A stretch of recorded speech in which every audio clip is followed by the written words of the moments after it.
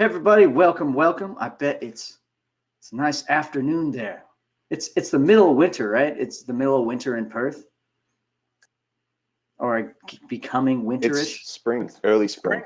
Oh, derp. I No, forgot. other way around. It's becoming summerish. Yeah, Spring is still spring in the southern hemisphere. It has similar qualities. nice. Yeah. Well, show us what I know. That's awesome. All right. I Cool. always think like when was our last equinox? And then The flip it. 22nd. Yeah, exactly. It's just barely spring. Yeah. Yeah. It's just barely spring. Yeah, this is when. Wait, this is when we were both at the Kawanga Institute, and it was just a really nice Yeah, that's springish right. It weather. was spring because they had just come out of a really long, cold winter. That was 2012. That was, yeah, like September, October, November, December 2012 Mm. Yeah, when we first met. feels like yesterday. It does. It feels like a world away. Tim was over there too. That was such a cool spot. Well, everybody, Tim's welcome coming. to what's that? I was going to say, Tim's coming to Western Australia soon to teach appropriate technology. Awesome. We need to He's a get good Tim man. on here. Yeah, And Tim is an app tech genius. Yeah, I understand that.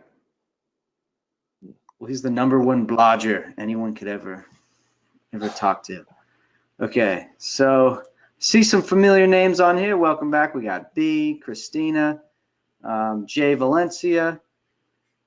A lot of folks from here. Roberto Schifo, good to see you again. So great for all the folks who are new. I see a lot of American audience. I'm surprised. There are a lot of worldwide audience here, but I'm sure this is a lot of Australian folks are on here right now too. So make your presence known. Let us tell us where you're coming in from. Yes, please do. Neil's in a bunker right now in Stanford. I'm in a bunker just in case. What's a Stanford? Study cave. Stanford's the university.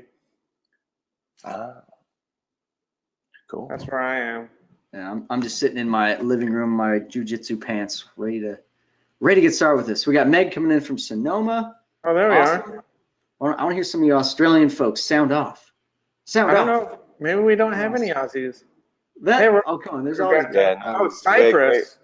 we're characteristically apathetic.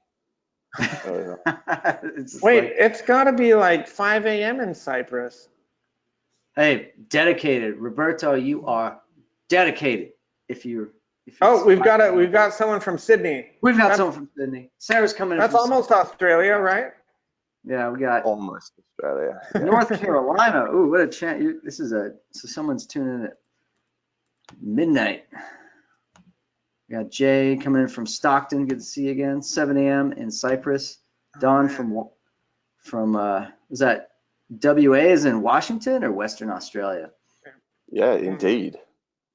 Yeah, well, it's interesting. Well, regardless, this is going to be really cool. I've been reading Dark Emu and the other book. I kind of started reading, but I haven't bought it yet. It was like The Greatest Estate on Earth. It's kind of about the ancient Australian history, and it's really mind-blowing. So this is going to be really exciting to hear Byron, the great storyteller, tell his perspective on deep Australian history, because there's so much, all these, people like Bill Mollison, and they were, they were taking from the pages of people, the peoples who have been doing this for thousands of years, tens of thousands of years. So it's just what we thought was being discovered fresh is actually ancient history. So this is going to be really exciting. So everybody, welcome back. When we get started officially to Sustainable Design Masterclass, I'm Raleigh Latham, joined by my co-host and one of the awesome, what do you call it? The director of Al Beta? No, you're like the lead. I'm The Alpha Wolf. The Alpha Wolf of the Al Alpha Beta. Wolf. There you go. Neil Spackman. And Got of those course, Alpha Wolf glasses. That's right. yeah, exactly. And of course, Byron Joel. So before we get started, make sure turn off your distractions. I say this every time, but if your Italian grandma's texting you, be like, Grandma, I can't talk right now. Shush. So look, Still Grandma, quiet. I love you, and yes, I'll have a meatball sandwich afterwards. But please, I need some space right now. You know, Exactly. don't just shrug her off. You know, she You matters. gotta let her know you're She alive. cares about you. Yep.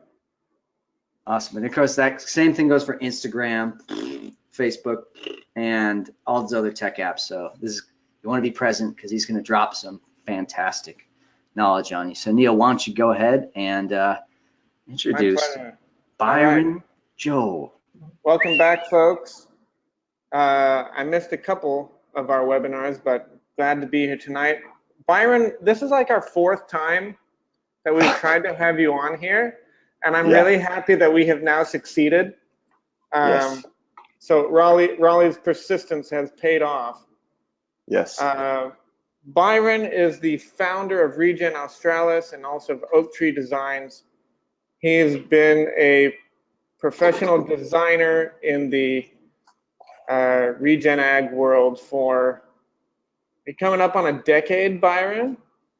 Yeah, I mean, I started Something like that. my entree to the industry was almost like 15 years ago, depending on where you put the flag in the sand. But yeah, a while now.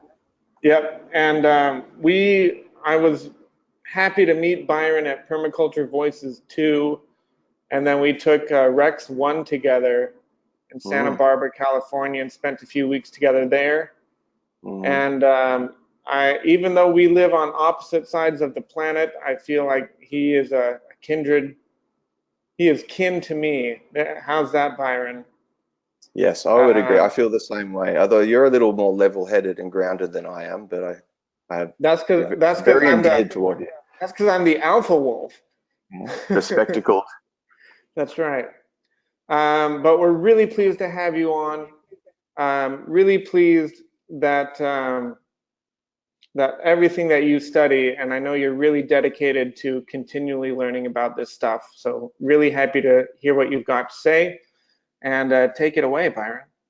Well, and one last thing, there's a musk oxen in Siberia right now. They were going to name you a bison, but I think they couldn't get it over. So there's a musk oxen named Byron Joel in Siberia right now. That's very flattering. Thank you very much.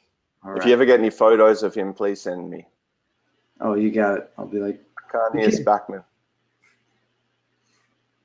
What's Spackman saying? Or he's being muted. Okay. So go for it, Byron. Okay.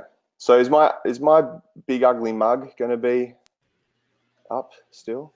It's small, but yeah, okay, it's like in the corner, and it's not going to be like your face and your mouth is the presentation. Okay. Now, fellas, please feel free to ask questions as it go along, because as much as I do love having the floor all to myself, it's also nice to have a bit of a real-time Q&A bouncing back and forth. We won't take too much time with it, but if you do have anything to ask, please go for it. I think a good approach too is like if you feel like there's a good opportunity for a break, we can take it a break and open it to questions, but we'll let you go at least for 15 minutes or 20 minutes, whatever, before we do that. Okay. Take it away. Okay. Yeah, so thank you very much for having me. It's a pleasure. And as Neil said, this is probably the 3rd or 4th attempt to actually make this happen. I'm very glad that we've been able to do so. So yes, my name is Byron Joel. I'm from Southwestern Australia. I've been making a study of all the varied and complementary fields associated with what we call regenerative agriculture for about 15 years now. And I'm fascinated by it all, the not just the agricultural stuff, but the ecology, the anthropology, and just what it means to the greater question of the human condition and going forth. So I'm going to talk to you today, this evening, this morning, this afternoon, depending on where you are, about a concept I call Regen Australis, a project I call Regen Australis. So I'll get to that in a second. I'm not sure how much we'll get through because it's such a huge topic, but I wanted to give people a deeper understanding of the Australian context, the ecological, agricultural, and cultural context of Australia. And I'm going to assume that most of the people on the line watching this or tuning in have at least a rudimentary understanding of regenerative agricultural principles. So I'm not going to flesh out the basics of holistic management, permaculture, keyline, agrarian platform, and so on and so forth. If you don't know and you're interested, in your own time, perhaps you can go and take a deeper dive, but I'm going to focus on Australia. Again, I'm not sure how much I'll get through because it's a big story. I also wanted to clarify that some of these are very sensitive topics politically, like everywhere around the world at the moment. In Australia, the subjects of race and heritage and ethnicity and genetics and land stewardship and all those things is pretty not quite as volatile as the US, I have to say, but in Australia it's still quite a sensitive topic. So I do approach this with as much respect as I can possibly muster, especially for the traditional landowners of Australasia, and we'll go into that more later. And I want to say as well that, as is kind of common in Australia, to let Indigenous Australians, Aboriginals and Torres Strait Islanders know that they're to be careful if they are sensitive to images of deceased relatives, because there are some in this. So with that, let's get into it. This is one man's humble opinion. I am not a professor. I'm not a PhD in any of this. This is just my observations over the years of having studied this stuff. So Regen Australis, connecting with country. So this all began, part of its genesis was a few years ago, where I wrote an article on Dehesa, which we'll go into more later if we have time, but Dehesa is a silvopastoral system of oak savanna under which stock animals are run. It's an ancient system in the Iberian Peninsula, and I was writing about it as a potentially very viable eco-agricultural application and model in Australia, because we have similar climates. And in the first 2 or 3 paragraphs, I remember mentioning, I think I wrote verbatim, that the future holds acute and particular challenges for the human populations of Australia's temperate climates. And I listed a couple of them, like projected drying trends and, poor soils and da-da-da. But then I went on quickly to the crux of the article.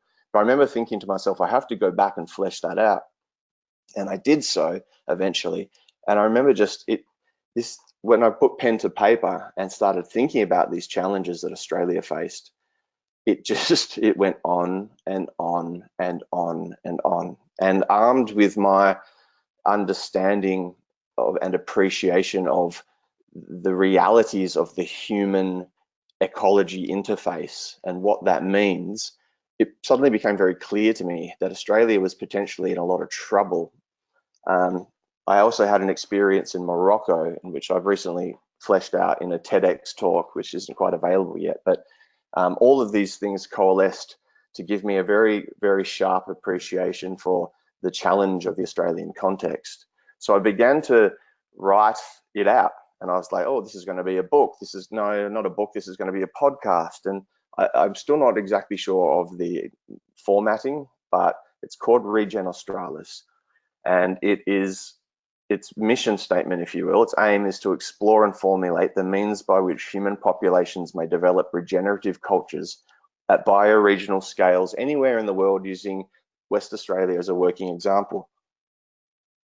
It's quite a mouthful, but basically, just as like my mentors before me, Mollison, Holmgren, Doherty, and intellectual mentors that I didn't get to meet or work with, like Yeomans, there was a formatting, there was a systematizing of these ideas. So there was deep observation of landscape and culture, and then there was recognition of challenges, then there was identifying solutions, and then there was a formatting of it. All of those things, permaculture, keyline, agrarians, and in holistic management, indeed, the beauty of them is that they're systematized and formatted, so they're very easily transmittable to other people. Others can pick it up, read it, understand it, and carry on. And I wanted to do the same thing.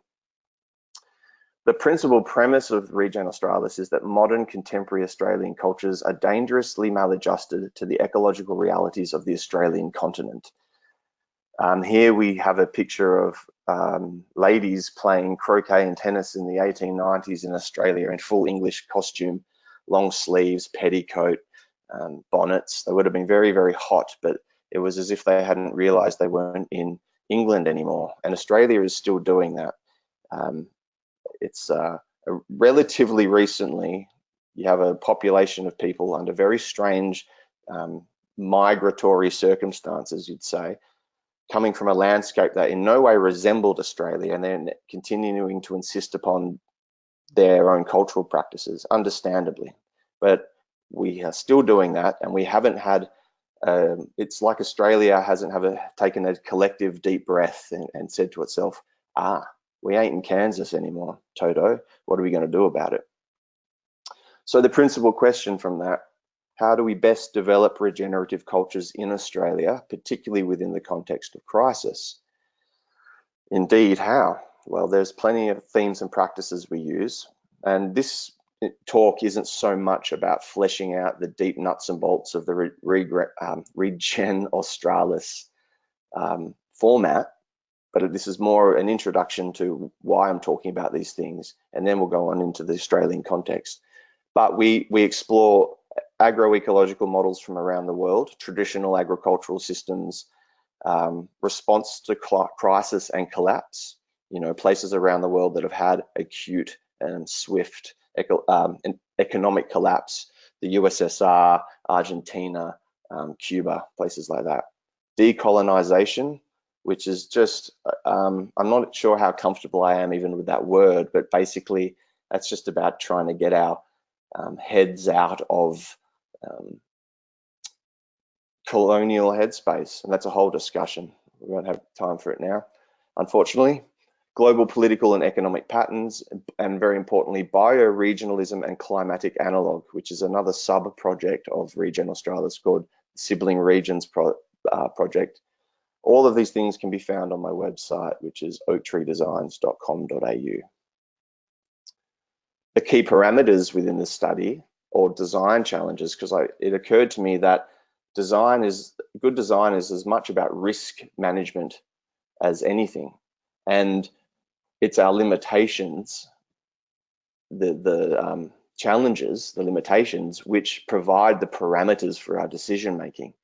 Neil would appreciate that in Saudi Arabia at his project, one of the greatest parameters there, or design challenges, is its aridity, right? So that those challenges, what you have least of, your limiting factors, are the parameters that define what you're going to do with the place.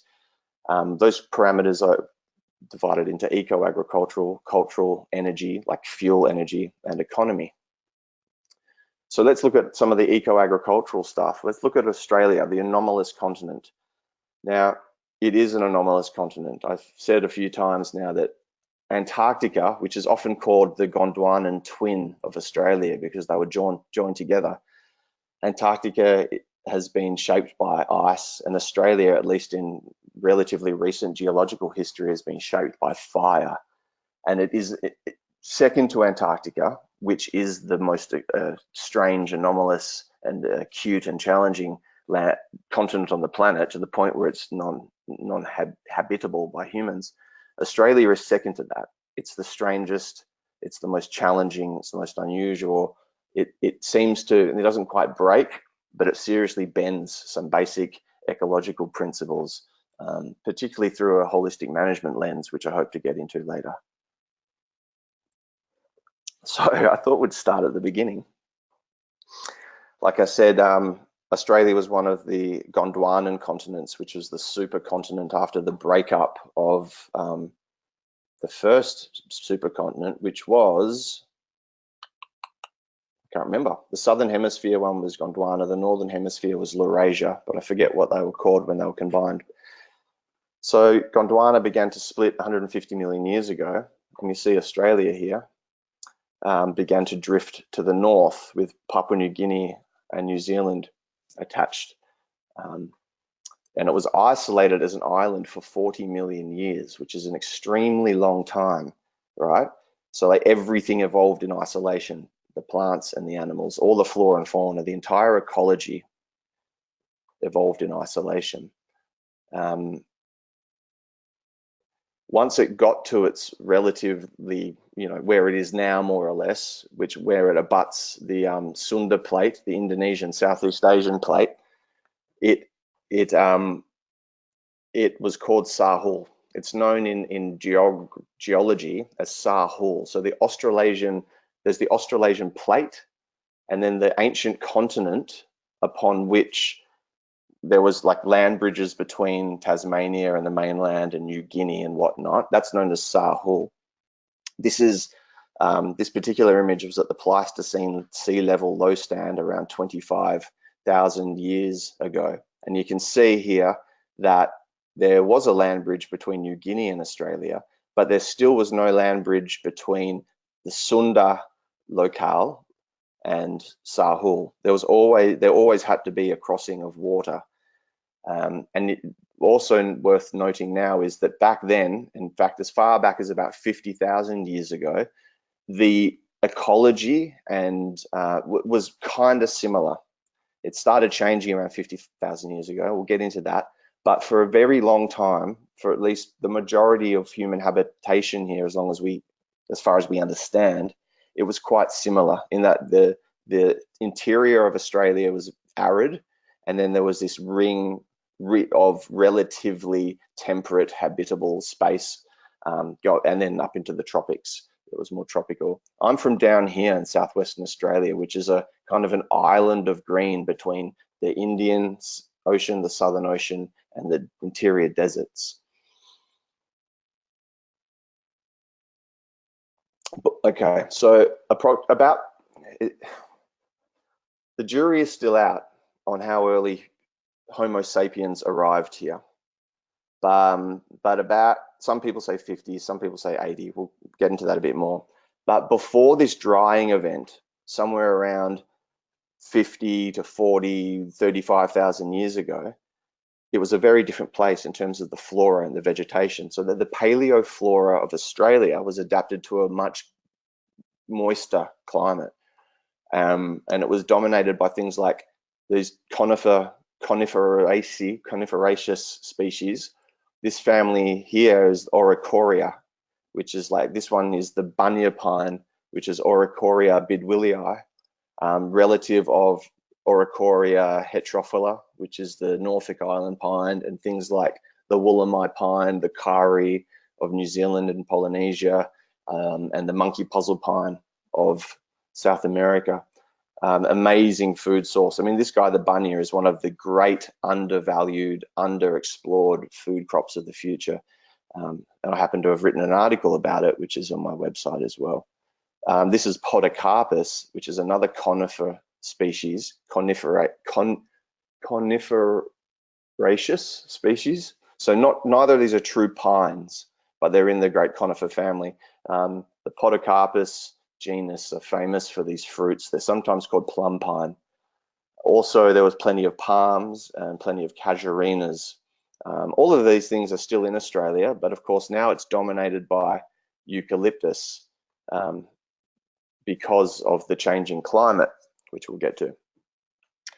So the fauna of Pleistocene Australia, if you will, was very interesting. Like other places around the world, there was megafauna. And it's interesting, when I was a kid, everyone was into dinosaurs and no one really talked about the mammalian Pleistocene megafauna of the planet, but it's gained a huge momentum in interest over the last 10 years, and rightly so, because it's a fascinating topic.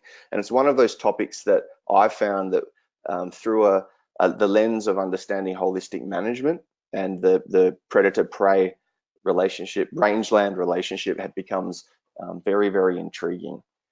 And in Australia, we had megafauna as well. Of course, in Australia, the fauna were dominated by marsupials, the Marsupialia order. That's because largely it's argued that Australia was, although it was relatively greener and moister once upon a time, it's always been quite challenging.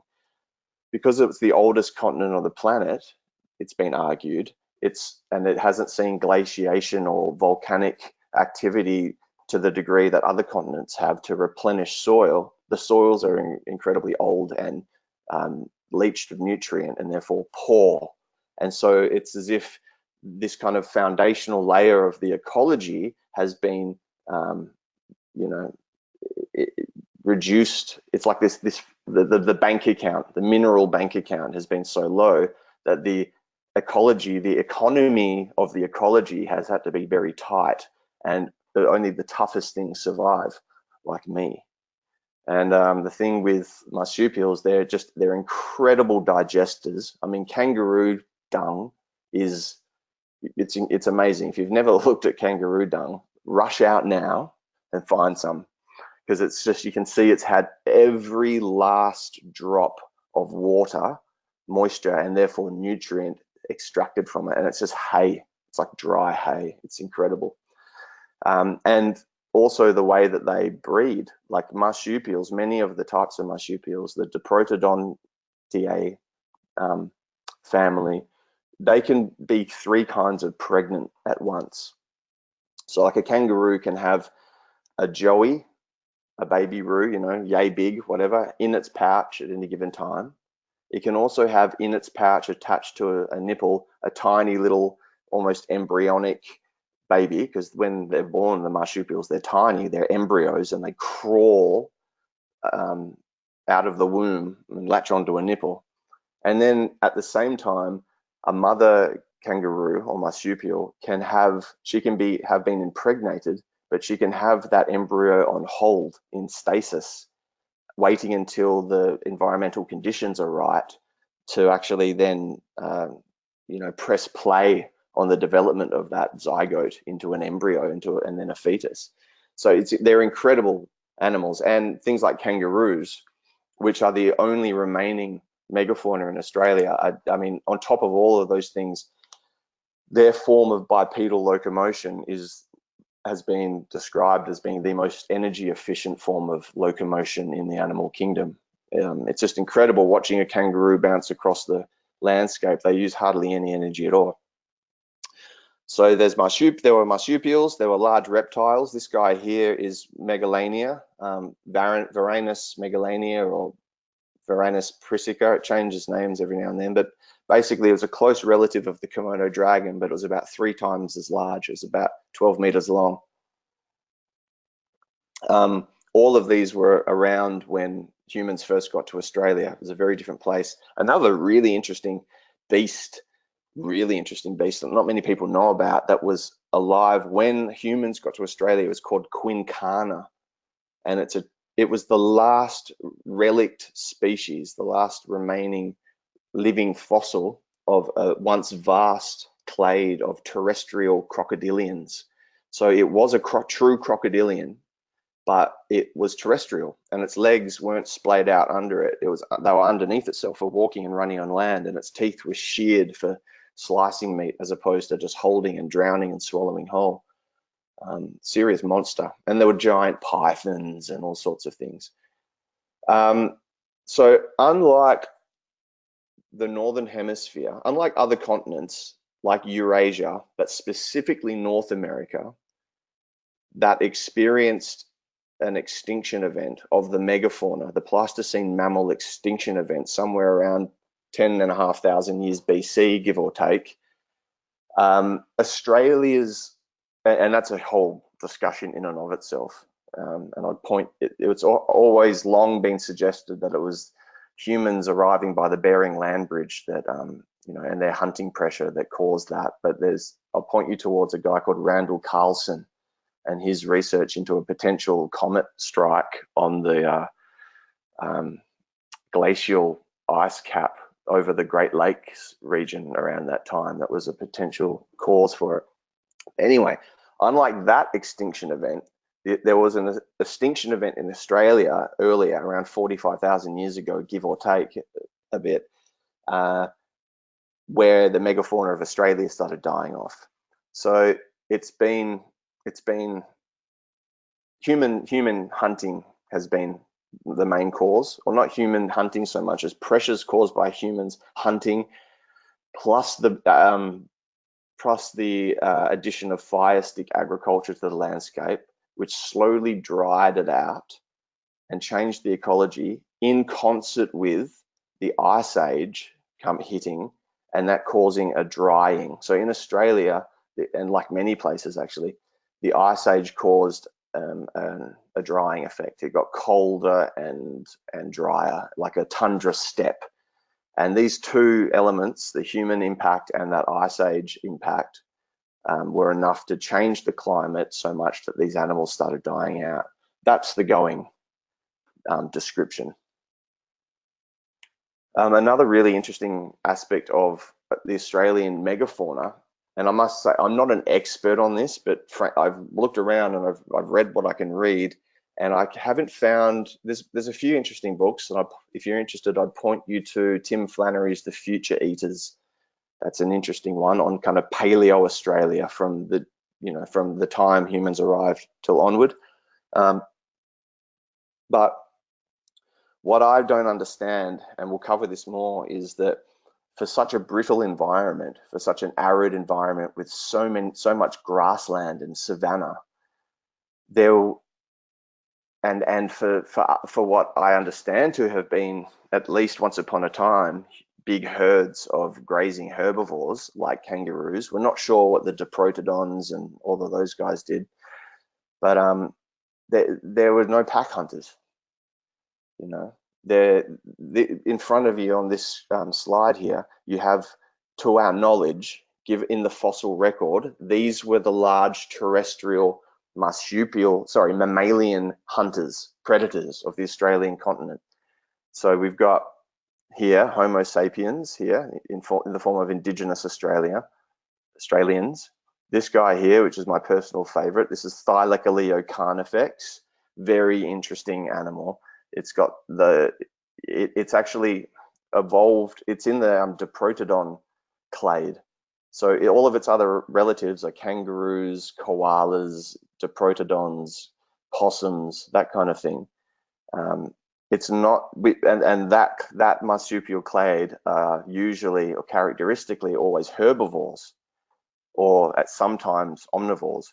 These guys, the Tasmanian tiger, the thylacine, and the quoll, and the Tasmanian devil, they're diacerids. They're the largely predatory and carnivorous marsupials, and they're quite primitive. This guy here evolved from herbivores like koalas and wombats, and he has the strangest dentition you'll ever see.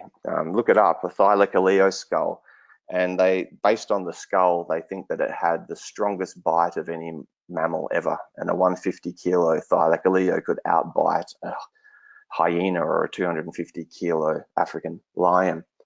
But the point is that none of these are pack hunters. They're all opportunistic scavengers. We think this guy, Thylacoleo, was a ambush predator like a leopard. And then you have the megalania, the non-mammal predators, the megalania and the giant python and quincana. They were likely opportunistic scavengers and ambush predators as well. There's no pack hunters. So it's a very interesting question. Does that mean there were no mega herds back then? Very possibly, because, you know, for those who have studied their holistic management and the ecology of HM, you'll know that pack hunting predators only live and exist where there are big herds of animals to hunt in that way. And those herds of animals only exist in brittle environments, or at least those environments where there are rangelands, grasslands, savanna, prairie, on which to feed.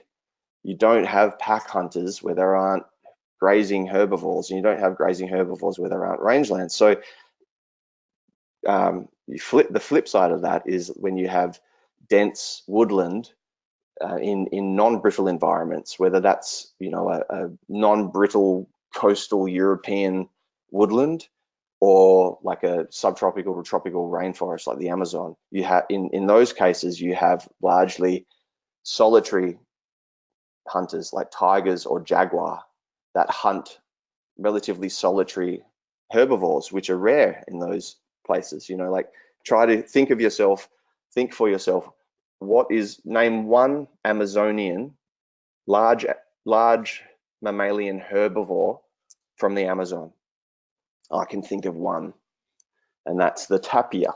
There's probably more. There were once upon a time, you know, There were giant ground sloth and whatnot, all sorts of things. But the point is, in those brittle non-brittle forests, the herbivory is insectivorous. So what the whole point of why I say that is that perhaps this is an indication, the fact that there are no pack hunters in the fossil record, that was an indication that the ecology in which they lived was much denser woodland and much greener and moister, and there weren't so many rangelands, weren't so many savannas and grasslands, steppes. Human occupation of Sahul. The earliest conclusive Homo sapiens remains on the Australian continent from Lake Mungo down here. And they're at 50,000 odd years. Before that, people thought that it was about 20,000 years ago. They assumed that humans arrived, and it got pushed back to 50. I think it was in the 70s. It took a long time for them to actually agree to that, and it got rewritten, and it keeps getting pushed back, right? So recent archaeological analysis of charcoal artifacts suggests as early as 65,000 years, and that's up here in Arnhem Land, I believe. I forget the name of the site. So now it's all but, sanctioned scientifically. It's just got, take a couple more years for people to cotton on and the right papers to be written, that up here it's 65,000 years, but genetic research has inferred a date of habitation as early as 80,000 years. I believe there is geological evidence in the form of shell mounds called middens, which, like tribes eating shellfish, and they leave the mounds, and they're dated in a very specific way. I think down here on the Victorian coast, and that's been pushed to 80,000. So it may turn out that 80,000 years ago, Homo sapiens was down the bottom of Australia. All of this in a world where we're still told in 2018 that modern humans left Africa in one migratory wave 70,000 years ago. It doesn't add up. Australia is increasingly throwing these curveballs into the world of conventional paleoanthropology, because it's a strange thing. Why would the earliest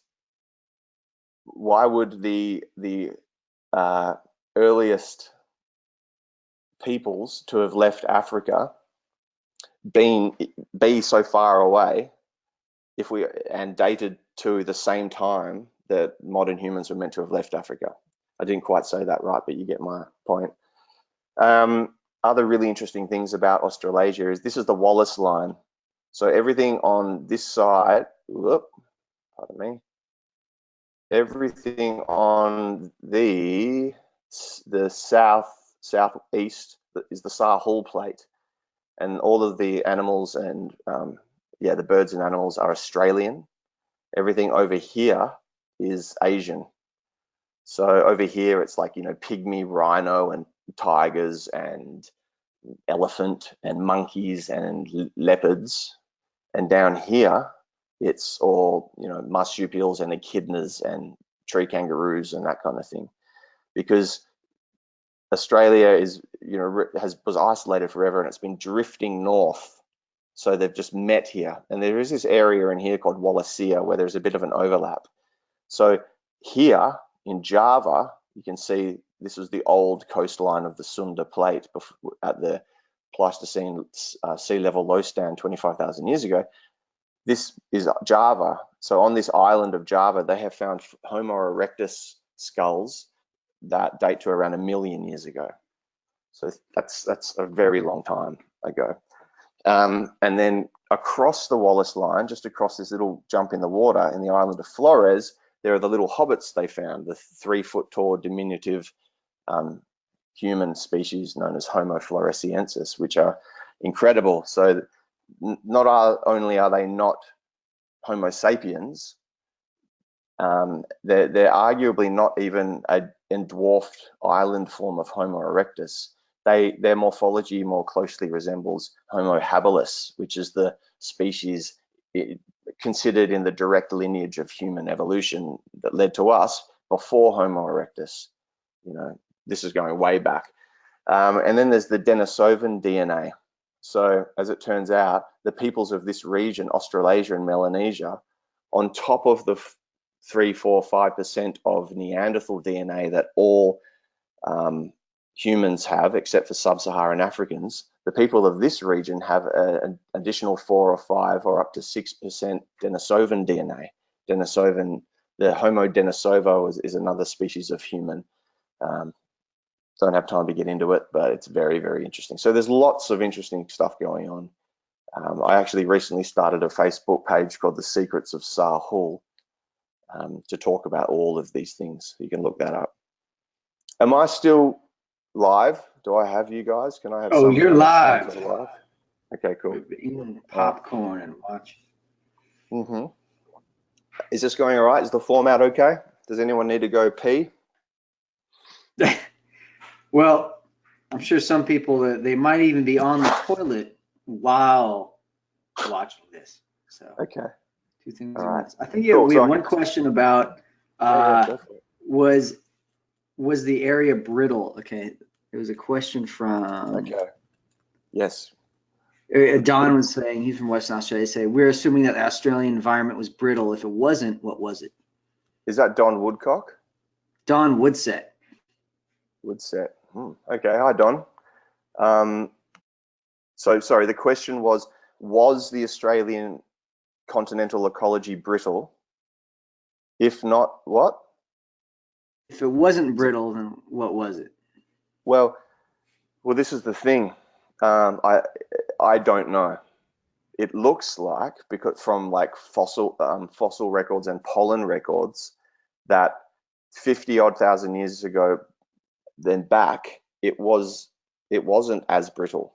I don't know exactly where on the brittle spectrum it would have landed, but it would. This is a huge question, right? And I've invited Darren Doherty to talk about this. So what's going to happen is it's going to be Darren and I spending an hour, 2 hours, 3 hours of a webinar just fleshing out this point. What was Australia?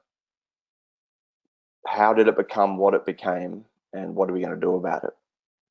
So it looks like it was less brittle. Then it looked like it became more brittle. And it looked like it became more brittle from a combination of the effects of the Ice Age, the drying and cooling, coupled with the Australian fire stick agriculture, plus their pack hunter predation, which we'll get to in a moment. So yeah, I'll let everyone know about that webinar. And in the meantime, if you are interested in paleoanthropological mysteries of Australia, go to Facebook and search for Secrets of Sahul. I only started it like 2 days ago. Okay, so Indigenous human impact. So it's 50,000. Let's say 80,000 years ago, Homo sapiens arrived, because it looks like it's going to be something like that. I actually have a prediction. I think within the next decade, we're going to find that it'll be established scientifically that it is at least 80,000 years. I actually think it's more than that. I also predict that there will be the discovery of a non-sapiens hominid in the fossil record on the Australian continent, or maybe Papua New Guinea, or perhaps it's already been done, not on the continent, but technically Flores is an Australian island in terms of continental whatnot. So it's been done, but I think it'll happen again, a non-sapiens species in the fossil record on Australia. And I also think that the out of Africa theory of modern human evolution is going to be turned on its head. I think there were hominids across the entire old world. We've got Homo erectus in Georgia in Western Asia, dated at 1.8 million years, I think. And then Homo erectus was in Java 1 million years ago. I think it's gonna actually turn out that the origins of modern Homo sapiens, not hominids in general, but Homo sapiens is going to be more toward the Eastern Asian area. Anyway, that's one man's humble, politically turbulent opinion. So Indigenous humans arrived. Huh? That's fine. Blasphemy. Blasphemy. No, this is great. This is great. Okay. So Homo sapiens arrived on Sahul, anywhere between 100 to 80 to 60 to 50,000 years ago, something like that. They had time to coexist with the Australian megafauna. Now think about it. Like, I think what's his face, Harari, talks about this in Sapiens a little bit, where he talks about the Homo sapiens crossing of the water into Australia was like one of the greatest human eco-cultural moments in human history and Earth history, and it's kind of true when you look at it. I mean, this island continent that had existed in isolation for 40,000 years, suddenly the first like large placental mammal stepped foot on it. Think about it. I mean, there's Antarctica, strangest place on Earth. Let's just put that to the side because it's so odd. But then every other continent, you've got Africa, Europe, Asia, North and South America. It's kind of the ecological trophic card game. It looks kind of the same. You've got animals in the order of carnivora as the predators, whether that's the Panthera genus or other big cats like lynx or puma. You've got wolf, hunting dog, and all their relatives, bear, whatnot, and then you've got mega herds of grazing ungulates in the rangelands, and it's similar stuff, right? And even when Europeans first got to North America, I mean, they would have been like, North America would have looked the way Europe looked more or less, 10 or 20,000 years before, so rich and bountiful and very similar. I mean, the geography was not identical, but similar. The hydrology was similar. The animals were similar. Wow, those wolves look cool. Or those lion are funny looking. Or those deer are different. That mulberry is unusual. Those oak trees are a bit strange. But they could identify deer and wolf and oak and mulberry. When humans first got to Australia, there was nothing like it. It's so different, and this is one of the questions. It seems to bend some of the rules of ecology, but how far does it bend it? And we're trying to flesh out that discussion. So humans arrived there, and one of the things that I think they brought, apart from fire, was their pack hunting. So they arrived. I reckon they would have arrived with the dingo, Canis dingo, the Australian wolf, way earlier than the proposed 5,000 odd years. I don't see why that would have happened just 5,000 years ago. I understand what the fossil record says, but they would have been here for longer than that with their human counterparts, I think. And the thing that did, it's not that they're placental so much and not marsupial, it's that they're pack hunters.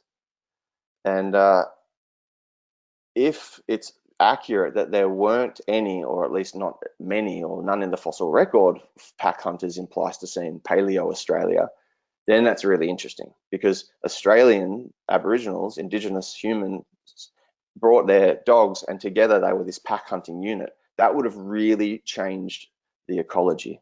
Okay, so that combined with the fire stick agriculture and the glacial drying, as we've said, that turned the ecology from this relatively moist environment dominated by conifers and casuarinas and palms and cycads, and that selection criteria of drying and burning selected for the dry hardy and pyrophytic species of the eucalypts, the Myrtaceae, and the acacia and the Proteaceae that were always there, but they would have been living in the arid areas and on the fringes. And we humans, our fire stick agriculture and the drying climate, we created a way bigger niche. We expanded their regime, until we have what we have now. But what I think also happened actually, no, I'll save that for a bit later. But basically what happened was there was a rapid and acute change in ecology over the last 50,000 years. I'll reference these books right here, Dark Emu and The Biggest Estate on Earth. They've already been mentioned, but Dark Emu, Bruce Pascoe, Biggest Estate on Earth by Bill Gammage, two of the most important books in and of Australia ever. I mean, it's making everyone rethink the anthropological and natural history of Australia.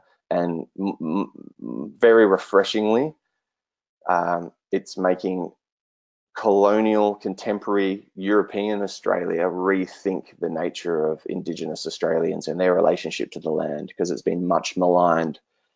Hope to have time to talk about that more.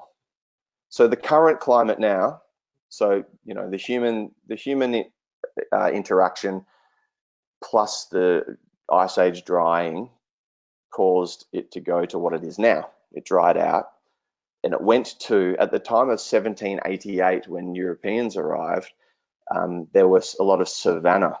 Okay, so it wasn't so much dense woodland, and it wasn't all just prairie, treeless grassland. It was savanna, which is a grassy rangeland overstood by relatively thin, small stocking rate of trees.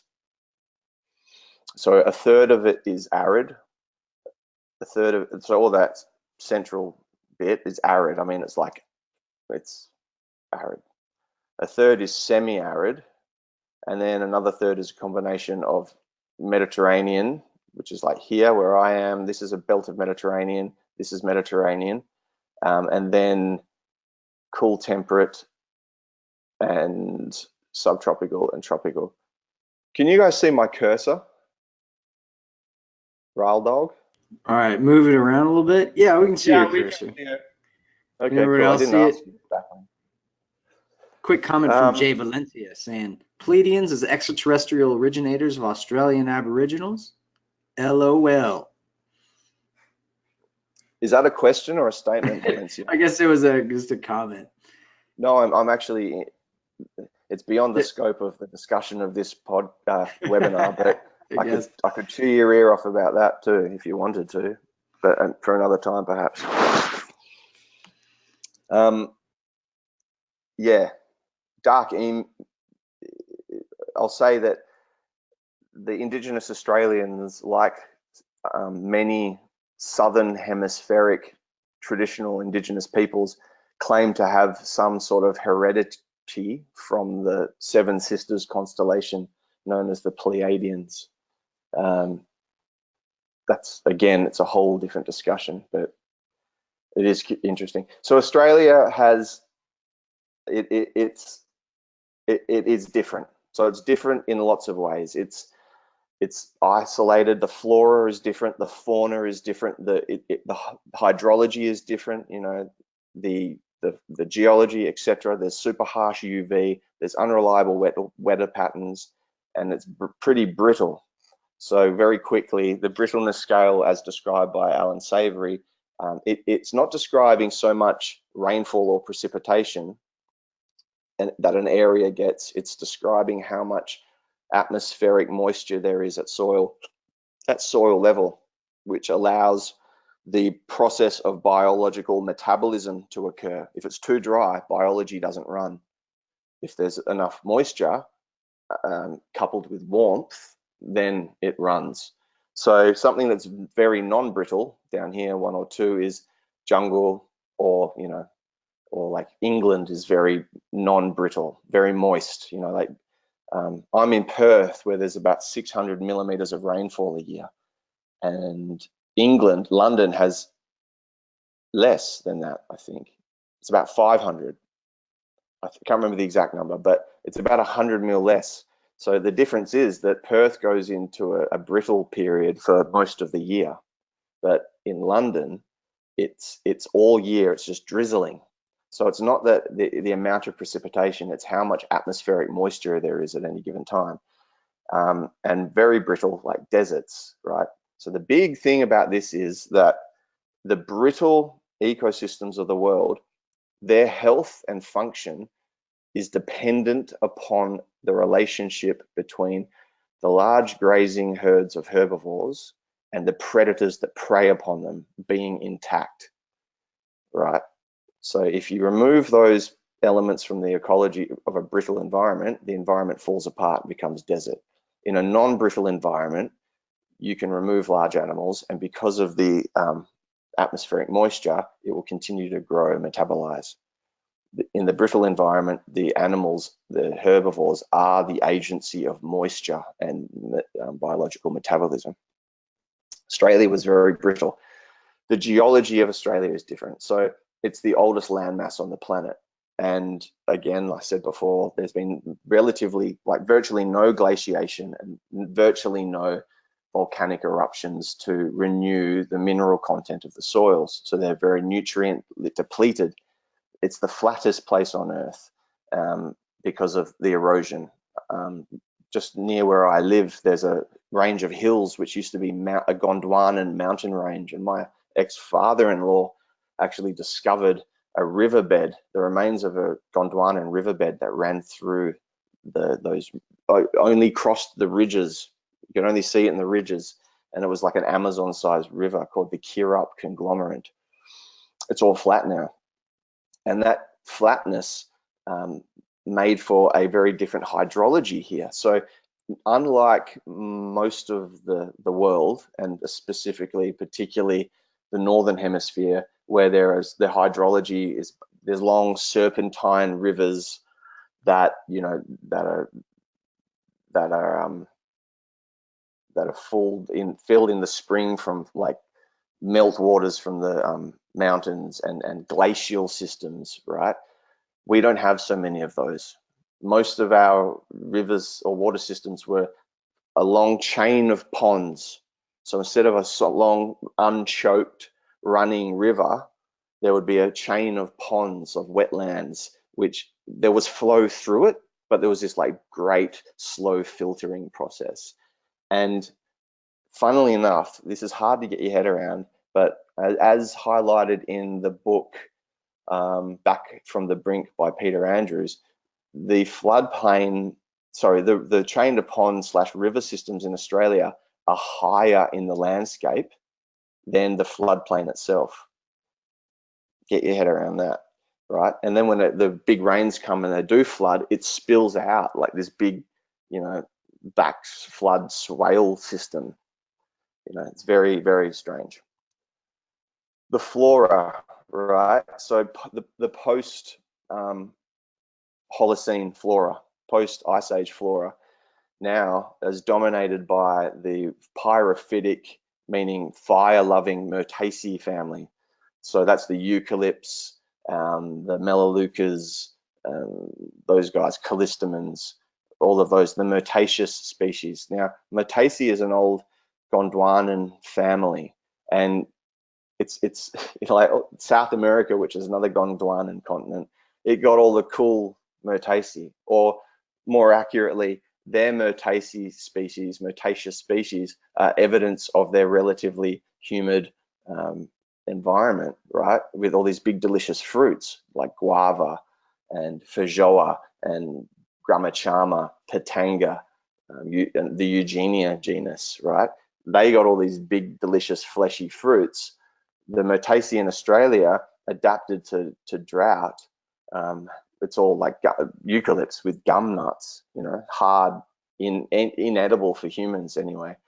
Darren Doherty pointed out to me a while ago, he was referencing someone else, that Australia, the tree is not a land of fruit producing trees. What our trees do produce en masse is pollen. So it's a continent of insects and birds, and it's true. Like, we have incredible bird life, like even in the cities, like parrots and honey eaters and all sorts of stuff flying around, because these eucalypts put out masses of nectar for them. Other families like Proteaceae, of which the macadamia is a member, which is virtually Australia's only exported food crop. And Fabaceae, the acacias. These species are successionally advantageous. Okay, so you look at the Northern Hemisphere, let's think of a climax canopy species like an oak. An oak won't just go and pop up out of the ground in the middle of a field. It usually has to follow a successional pattern, you know, like there'll be a grassland and then there'll be some scrub pop up in that, and then, you know, a jaybird or a squirrel will bury an acorn in that, under that scrub, which provides the perfect nursing environment, and slowly you get this environmental succession into a climax dynamic. In Australia, the climax species of any given area, like the eucalyptus species, in most cases or many cases, those species are also a primary or secondary succession species. The same eucalyptus species, which will eventually dominate as a climax canopy species in a climax ecology, that same species could pop out of, you know, a rubble in the ground, or, you know, or a plowed field, you know. So everything is tough and advantageous here. They are weeds. I mean, define a weed. Everyone's got a different definition of weeds, but eucalypts are a climax canopy species that are also a weed. Super tough. And they're allelopathic. They send out fumigant chemicals through their roots to kind of detract other things from growing, and therefore are quite antagonistic to conventional agriculture. And yes, they're pyrophytic, so they don't just burn well, they're designed to burn well. Fire is like foreplay to a eucalypt. The other thing about the Australian flora is the loss of ethnobotanical knowledge. Because it's so different here, and because of the degree to which the Aboriginal culture was decimated, we don't know what we don't know what the ethnobotanical applications of the plants are, really. I mean, there's some knowledge. It certainly hasn't bled through into mainstream Australia. Okay, so this is an important dynamic, one that the biggest estate on earth by Bill Gammage points out. When European colonialists arrived in Australia, they noted, as can be read in old journals and botanist diaries and governor correspondences, and as can be seen in old paintings, Australia was savanna largely. That is open grassland dotted by relatively few feature trees of magnificent size. And under those trees, there might be a little island of sub-canopy shrubs and vines and herbaceous, you know, forbs and stuff, but largely it was very open. That was the result of the fire stick farming, fire stick agricultural practices of the Indigenous Australians. So after the 80,000, 50,000, whatever it turns out to be, years of land stewarding techniques involving fire, and their pack hunting proclivities, as humans are, especially when there's a dog or a wolf by our side, it changed the landscape. And it changed from, you know, the relatively dense woodlands and greener, almost subtropical environs into Mediterranean, temperate to Mediterranean to semi-arid and subtropical savanna. Savanna is very common. It's still very common in lots of parts of Australia. But what happened was European Australians came along, changed all that, and we'll get into that more. And I realized I put some of these slides in the wrong order, so bear with me, but I'll go on with this little thread. European Australia came along.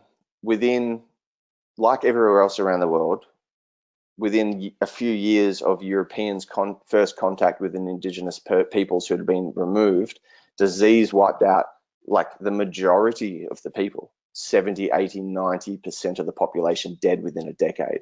This is a huge point that we need to bear in mind, and every time we review history, we need to understand that, because by the time 5, 10 years later, after the scout parties had sent word back to Europe, yeah, there's land, everyone come over, and then you have the big kind of migration waves, and then and only then do you have the like the botanists and the anthropologists and the missionaries to actually making note and taking journals, the people that they're describing, the indigenous people there, are a decimated, disoriented people on the bones of their ass.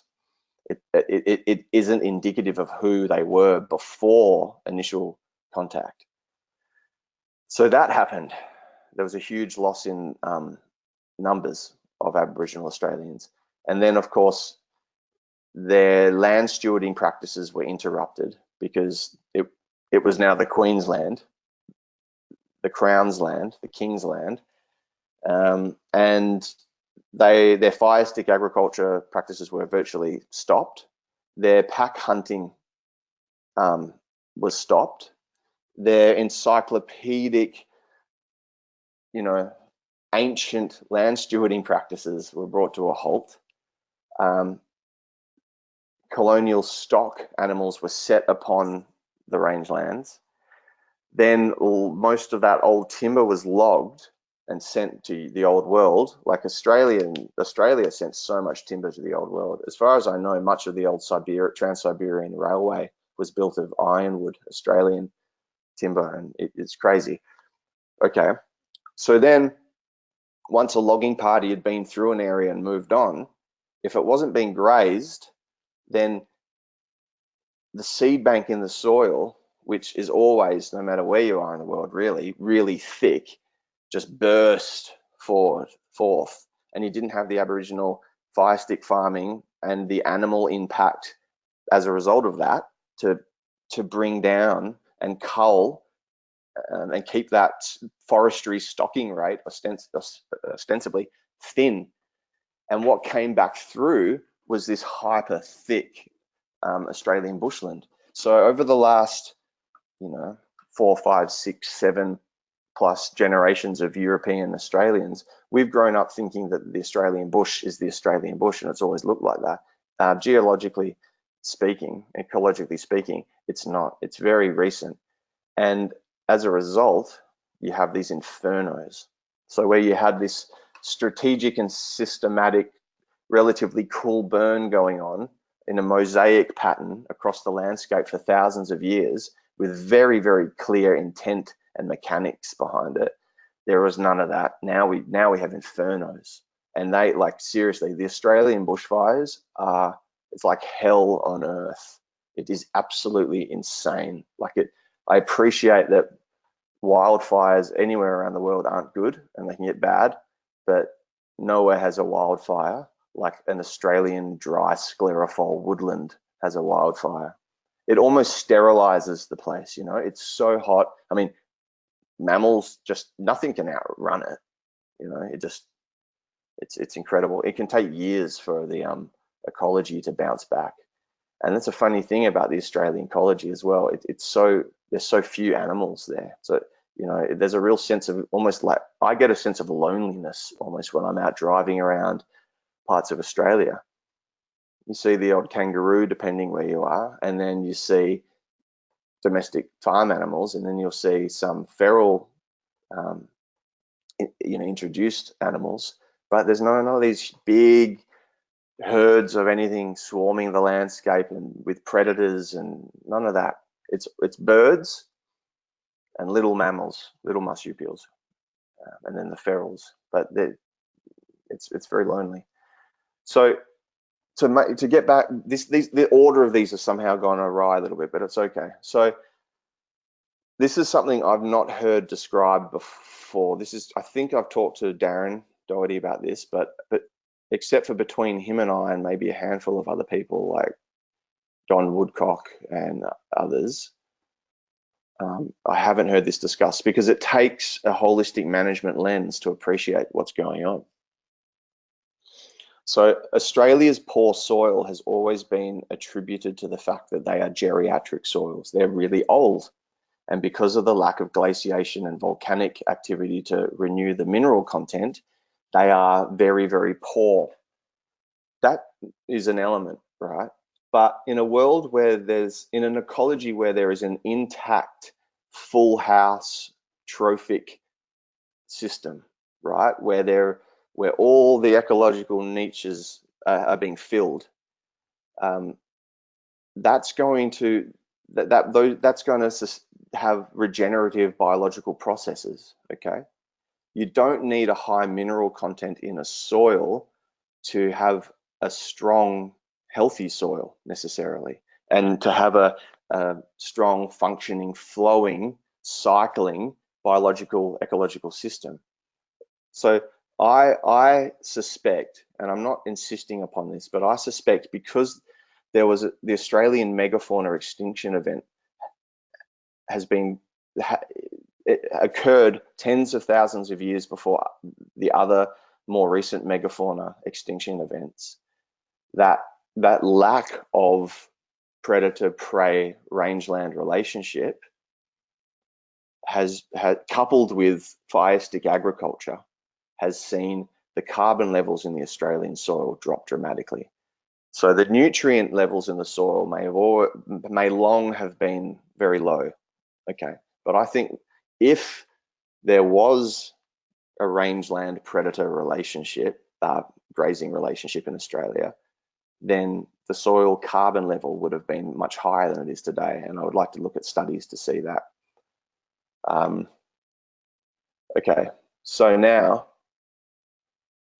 we're going to jump into a little bit of a different thing. So European Australia.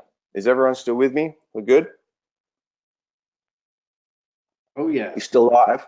We're still going. Still alive. Okay, cool. How's my hair? Atrocious. No, it's all right. Bear in my head. Oh, we've been going for an hour and 10 minutes, man. Like I how, know. what do you Time want to flies. do? I mean, if you wanted to take, I'm sure we could answer like 2 questions real quick. Yeah, okay. Because I've got, yeah, that's all of the kind of paleo Australian stuff. Then there's like Australian contemporary European culture stuff, which is really interesting and important, but it takes. Go as long as you want, man. This is like if you Neil wanna needs to go, that's fine, but we can keep going. Okay. How about we do a couple of questions and then I'll just go flat stick into the last bit. Yeah, sure. Okay, there's not too many questions. It's one from Rocket saying, do you think that because Australia didn't have hooved, herding herbivores compressing carbon in the soils, is that part of the reason why our soils are nutrient poor? Potentially, and that's a great question, and that's one of the key questions in this greater discussion. It's often stated that animal agriculture contemporary or conventional animal agriculture or any animal agriculture with hard hooved animals, is what I'm trying to get at, has no place in Australia because marsupials and other animals in Australia were all soft footed, right? But I would argue that regardless, I think holistic management, intensive rotational grazing, holistic rotational grazing definitely has a place in the future of agriculture and land management in Australia because it is regenerative upon the soils.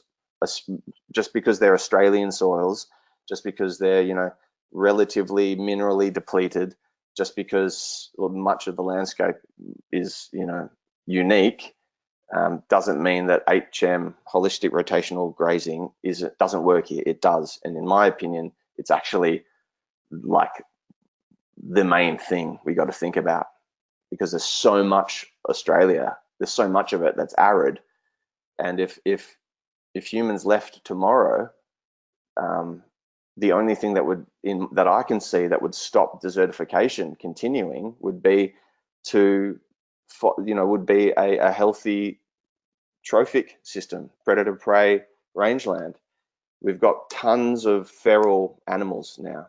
I mean, apart from the only existing native megafauna, the grey and red kangaroo, we have feral camel, 2 types of buffalo, water buffalo, buffalo,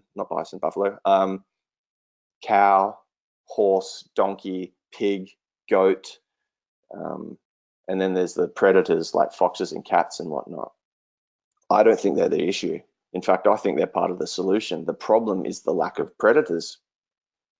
I'm not being serious when I say this, but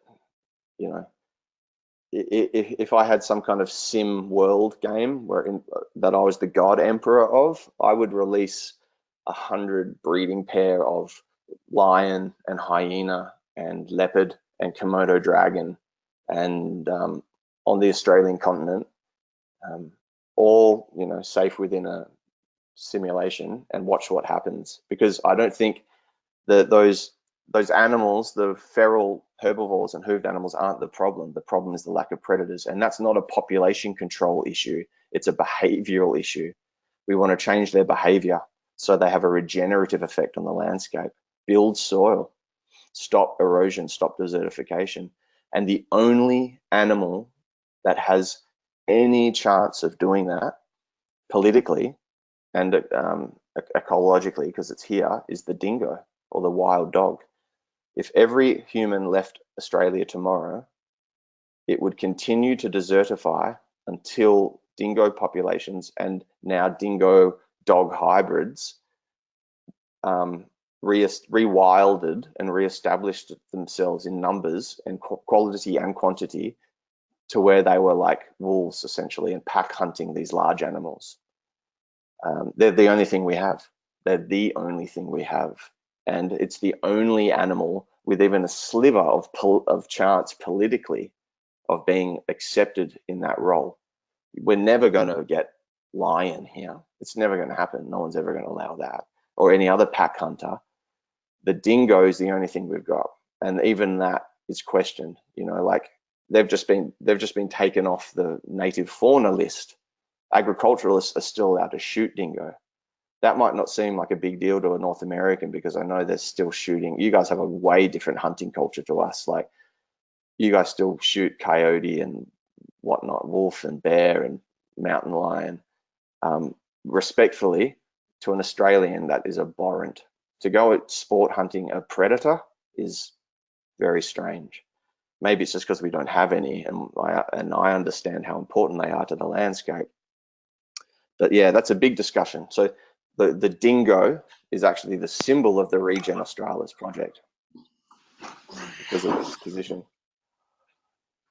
Okay, should we go forth? Go for it. Okay, so then you have European Australians arriving, and a very, very key important lens through which to look at the greater human story is this.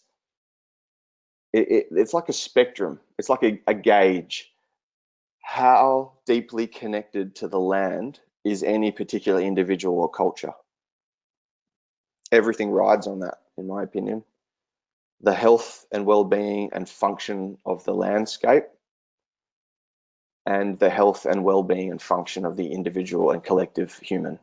It's the same thing. It's intimately tied. And I believe very strongly that most of the, at least mental and emotional pathologies that we see, plaguing the planet at the moment are at root cause because of a lack of meaningful connection between humanity and the ecology, Gaia, and probably many of the physiological pathologies as well. So yes, the question is, how connected, how deep a meaningful connection is there between a people and the land? To me, that's like, if I was some kind of like, intergalactic anthropological doctor, that would be my kind of like stick your tongue out and say, that would be the first thing I'd do to like diagnose the state of relative health or pathology of a population. How deeply, meaningfully connected are you to the environment? And the thing with most cultures now, I don't know if most is the right word, but of the global industrialized Western model is that it has been exported and continues to spread everywhere. It's increasingly less connected. People are increasingly less connected. And I don't demonize the individuals or even the collectives of that are from those models, North Americans, Australians, Europeans, because within the heritage of those populations, there were traumatic severing events of severing the deep identity between the people and the land. And no one asks for it, and it's not fun, and it's deeply traumatic at a racial, genetic, ethnic level. It creates a great disorientation and a lack of self-awareness and a lack of meaning and a lack of story and a lack of self-knowledge. So this slide on the left is a print from I think the 15th century, and it was based on Roman interpretations of native indigenous Picts, or the people of Scotland. And there's, you know, some people say it's not entirely accurate, but it gives you some idea of who those people were. Who, like, that's my heritage. Ultimately, I'm Western European. You know, I got a little bit of continental European. You know, French, German, Polish, Russian, but then, you know, Irish, Scottish, English. So that is my heritage, right? Look, they're wild. Those people are wild. There's a book called Brittany, Priteni, by a woman who's actually a dear friend of mine called Ly De Angelis. And Brittany, and that word Brittany is the root word of Britain, and it means the painted ones, because it refers to these people, how fierce they were, and how what we would call pagan they were, and the story of pre-Roman Britain. So that was a major severing in cultural identity in the Western Hemisphere when Rome swept through. I mean, there's been events of conquering and usurping going back for way longer than that, of course, but Rome was a widespread, broad-scale severing of culture, of like pre-Abrahamic Christian pagan culture. So there's that. So 2,000 years ago, that happened to Europe, and then since then they've been largely Christian, right? And then, you know, those 2,000 odd years, you had new European folk cultures develop, where, you know, there was like the pre-industrial European folk cultures, where every little area, every valley, every region had its own, even every village had its own accent, if not dialect, its own form of clothing and dance and art and cheese and dog breed and whatnot. You know, they all had very common threads of, you know, that run through traditional peoples. But they were also very different. They had diversified into what anthropologist Wade Davis calls the ethnosphere. And this is what this slide on the right is meant to represent, this Old English culture. You know, and England had, you know, was on the verge of, you know, obviously it was post-agricultural revolution, and it was on the verge of the Industrial Revolution when Australia was colonized. It was between the first and second industrial revolutions, if I remember. So this is the genesis of the European Australia. These people were taken from the streets of their homelands, arrested and forced into the hulls of large ships, where they were fed brackish water and rotting bread for 8 months. And then those who survived found themselves in an alien landscape where they were used as slave labor to build infrastructure for the empire until they died. And that's the genesis. That's not all of the Australian story, but that gives you an idea of what it would have been like for these people. Huge cultural trauma, huge cultural severing. So funny things happen that there are these bleed throughs of the old culture, but the context is completely different. The landscape's completely different, and people are dealing with that trauma, and then they're in a mode of utter survival, struggling to just survive. And you'd be struggling to survive in any situation, but then to be doing so in a landscape that was so different added an extra element of like survivalism to it. And Australians are funny, you know, like we're a combination of very easygoing and very laid back, and understated. But I think that almost is a defense against being too emotionally invested in anything, because we've had to survive. Like early on, it was tough. Living standards became extremely good after that, but the genesis of European Australia, I don't think we've ever dealt with properly. And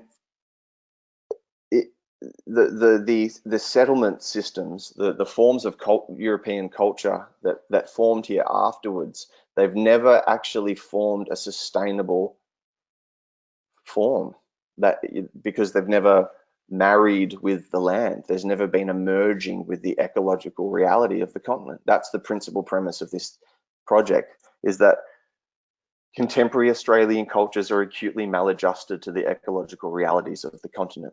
We've never had that great merging occur, which, as I said before, in my humble opinion, is the source of pathology, human pathology. Australia has incredible suicide rate and substance abuse and alcoholism and mental health and I'm not trying to paint too gloomy a picture here, because Australia is obviously also known as the lucky country. Living standards are incredible, life is really good, but there is this subcurrent of this, there's no real folk culture, there's no real depth and substance to our way of life, and I think that hurts a lot of people. There is a real soul longing there. This is all just one man's humble opinion, but anyway, so the European Australia has never had to establish a sustainable culture in concert with the land, because it's always been propped up by certain things. Like, to start off with, it was slave labor, essentially, indentured servitude from the first convicts. Slave labor is a pretty great way to build anything if you don't want to have to pay for it. I mean that tongue in cheek, obviously. Then there was welfare from Mother England, just putting resources in to help prop the colony up until it could run on its own. And then, of course, the industries and economies that were developed in Australia and that have been very lucrative for the empire, they've all been extractive. That's very lucrative because they didn't produce anything. We've never produced anything. We just cut down things and dig holes in the ground and sell it to people. And it's all extractive. It's take. And we haven't learned to live in this environment when we don't have things to just sell that we haven't produced. The same with our agriculture as well. Conventional agriculture based on Western European models has been very extractive and very detrimental to the Australian environment. And the loss of traditional Aboriginal knowledge, you got to get this, everywhere that colonialism occurred, there has been a great loss of traditional Indigenous land practices and culture. It's just in Australia, it just seems to have been so broad scale and deep, because I think of the chasm between the two cultures. You know what I mean? They're very different cultures, very different cultural types, Western European and Australian Aboriginal. So I just think there wasn't so much room for interaction, and the ways in which the colonials viewed the Aboriginals and the way they were treated, and how many of them died of disease and then almost like genocide. It just disappeared. And because the landscape was so different, again, that it didn't come naturally, if you walk out into some North American temperate woods in the late summer, you're likely to see some kind of edible something you recognize, like a crab apple or a cane fruit or a persimmon or a mulberry or an acorn or something, right? Not so in Australia. Very different. Again, Dark Emu by Bruce Pascoe goes into this in great detail. And so this added to the lack of appropriate and reliable folk practices. It was just like, okay, so here we are in what's arguably the most challenging landscape on the planet for human habitation. And we've just gone and virtually thrown out, erased the beyond, like, the invaluable land stewarding knowledge that has been generated over thousands of generations of trial and error. It's a hard swallow. And I've said this before, that contemporary and European Australia, and however you want to call it, needs to humbly request that Indigenous Australia share what is left of those practices if they feel like it, if it's sanctioned, and where they feel if it's appropriate, for the sake of the whole population of Australia and for the ecology itself. Do we have time for this? Terra nullius, nobody's land.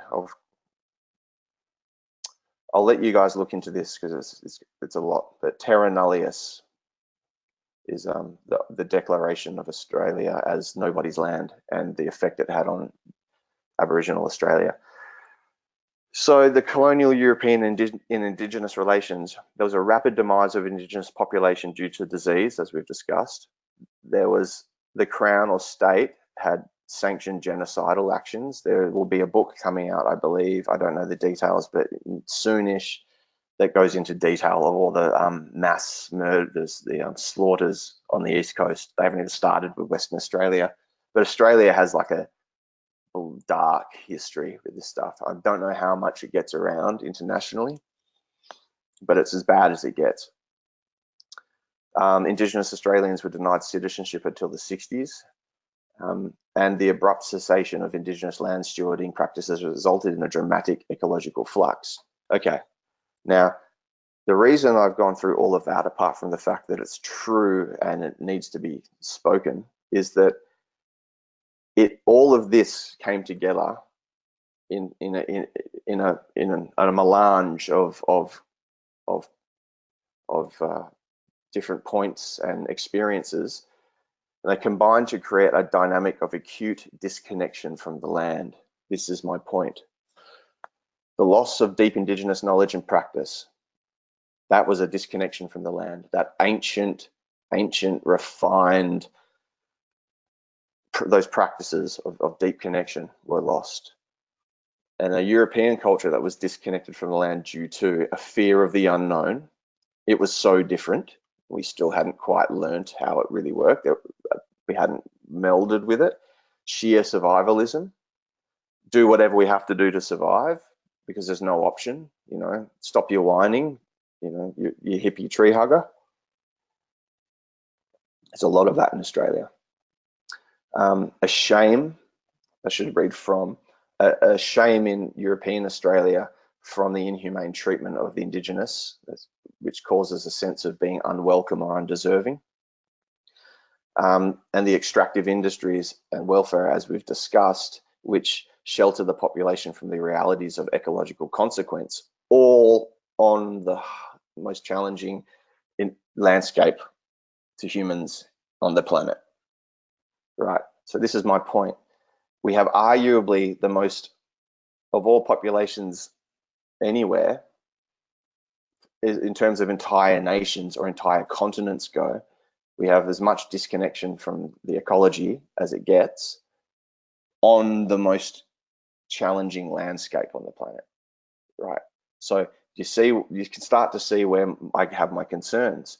You know, I opened my TEDx talk the other day with Australia, once known as the lucky country, modern, prosperous and democratic. And so long as socio-economic business as usual maintains itself, we will likely continue to experience some of the highest living standards in the world, which is true. It's a funny thing. While socio-economic business as usual maintains itself, our living standards are incredible. But in the event of crisis, of one considerable crisis, let alone a suite of them, which we are facing, things could turn real bad real quick. So this is why the Regener Australis project exists, is to raise awareness of that and to foster a deeper discussion on it to get to solutions quickly and to implement them as quick as possible. Another interesting thing that comes from all this is this hardline nativist environmentalism. So for years within my ecological and environmental training, I was like what's called an environmental conservationist. So in Australia, if someone is considered ecologically literate or environmentally interested, they're very likely to err toward that side of things, environmental conservationism. And it kind of, to me now, I get a really almost resentful, misanthropic vibe from that. And there seems to be this subtext of the best, white man, we have stuffed up so hard, we are so undeserving that the best thing that can be done for the environment is just to keep humans out of it. Don't go in there, lock them out, and except where if we spray a bit of glyphosate to kill off non-native weeds every now and then, or to poison non-native animals.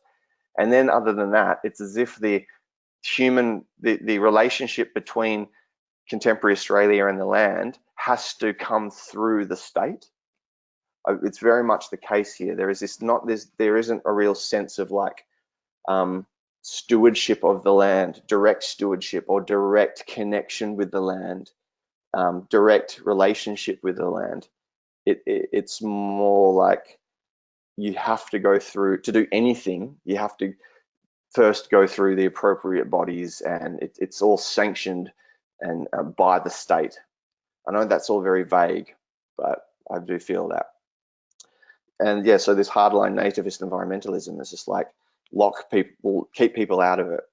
And you can even see it through a lot of the natural resource management groups where, a lot of the grants they'll give you is just to fence an area off and plant trees and walk away from it. You're not allowed to do anything with it ever again. So all of this, in turn, made for a more acute and swift ecological degradation.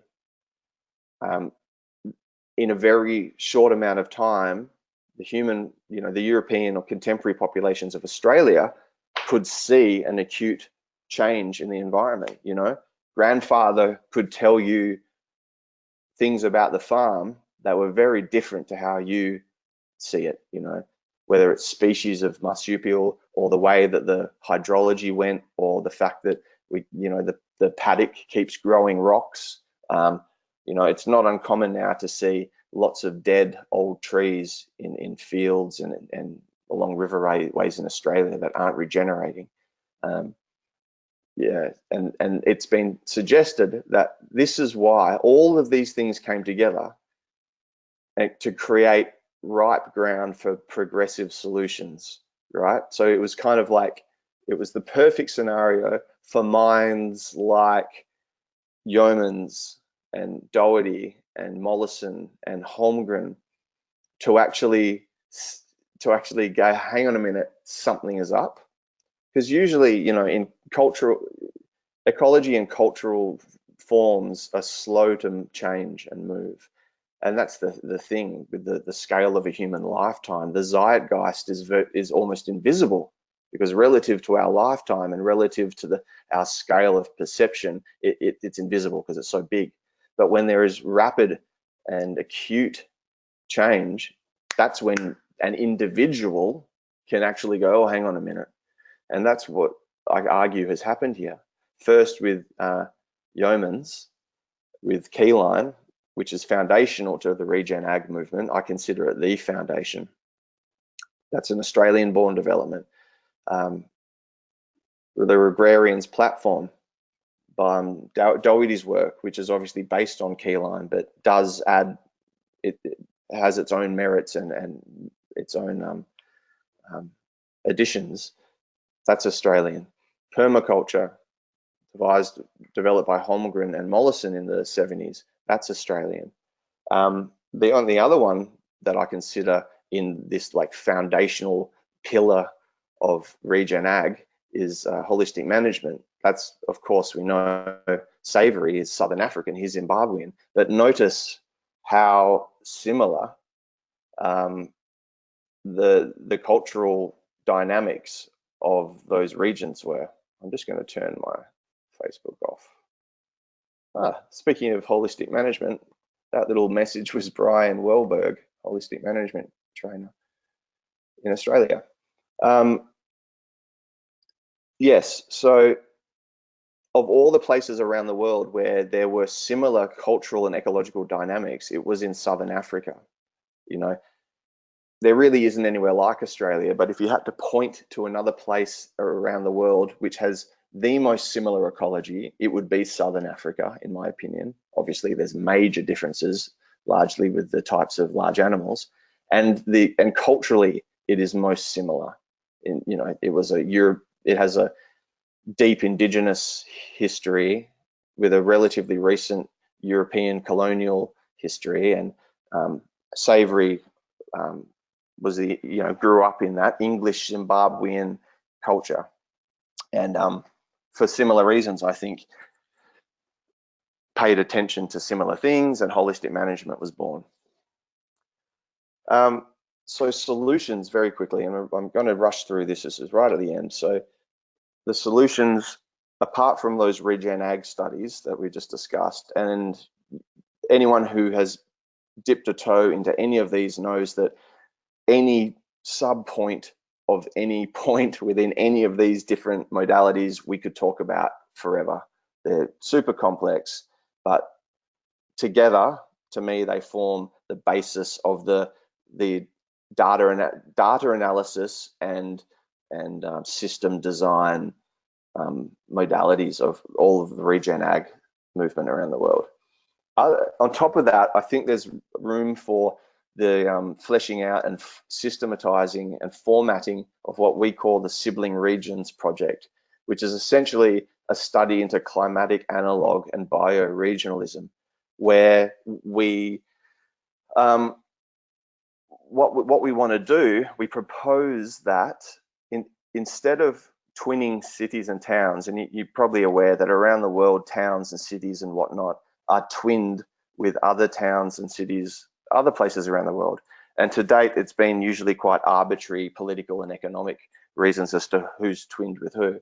So we suggest that cities and settlements are twinned around the world with their climatic analogs, and where it's climatically analogous and culturally appropriate to do so, to foster and generate an exchange between those people, a beneficial cultural and agricultural exchange, where we can exchange plant and animal varieties with the appropriate quarantining and whatnot, and the strategies and technologies and even just ritual and ceremony, perhaps. It doesn't have to be hard nuts and bolts survival stuff. It can be very much ethno-cultural as well. And we actually we describe and format the ways in which that would happen. How do you make a study of coming to decide who you twin with who? And then the bioregionalism aspect of that, of course, is governing or administrating an area based on the ecological realities of that region, and further decentralization of power away from this aim to further centralize power that we see, and it's not working. I mean, look at everything with the United before it. Is unfortunately it's not working. Look at the EU. People want to be autonomous. People want to make decisions for themselves, and it's understandable, because what would someone in Brussels know about life on the land in Sicily? What would someone in Washington know about life on the land in Tennessee? So I am all for bioregional administration. Energy, I'll just say that another issue with Australia is that Australia only stores its petroleum products en masse on site for like maybe 10 days to 2 weeks worth of fuel, and it's all held offshore at any given time. So in the event of a disruption to that, it'd be very, very bad. And the future, the projected kind of political future of Australia economically and agriculturally is to grow a whole lot of food, but for Asia. I'm not even going to go into why I think that's not a great idea. I'll let you figure it out for yourself. I'm going to skip forward now to call it the end. Oh, here's another trip on Dehesa. One of the things that I love and is very dear to my heart is the Dehesa Australis project, which is, you know, comes in the sibling regions project because it's an eco-agricultural application that we've deemed very applicable, and it's a beautiful thing, the Dehesa. I think I will leave it there. Like, I just could go on and on forever, but I'll leave it there, guys. Do we want to do some questions, or are we way over the mark? No, you're good, man. Of course, I like staying on as long as people have questions and want to hear about this. You know, like Elaine will go on for 3 hours about soil biology and people will still be on. I think this is such a deep topic that, man, you could rail on for hours, like on any facet of it. You know, our cultural just alienation. It all unfolds endlessly. Yeah.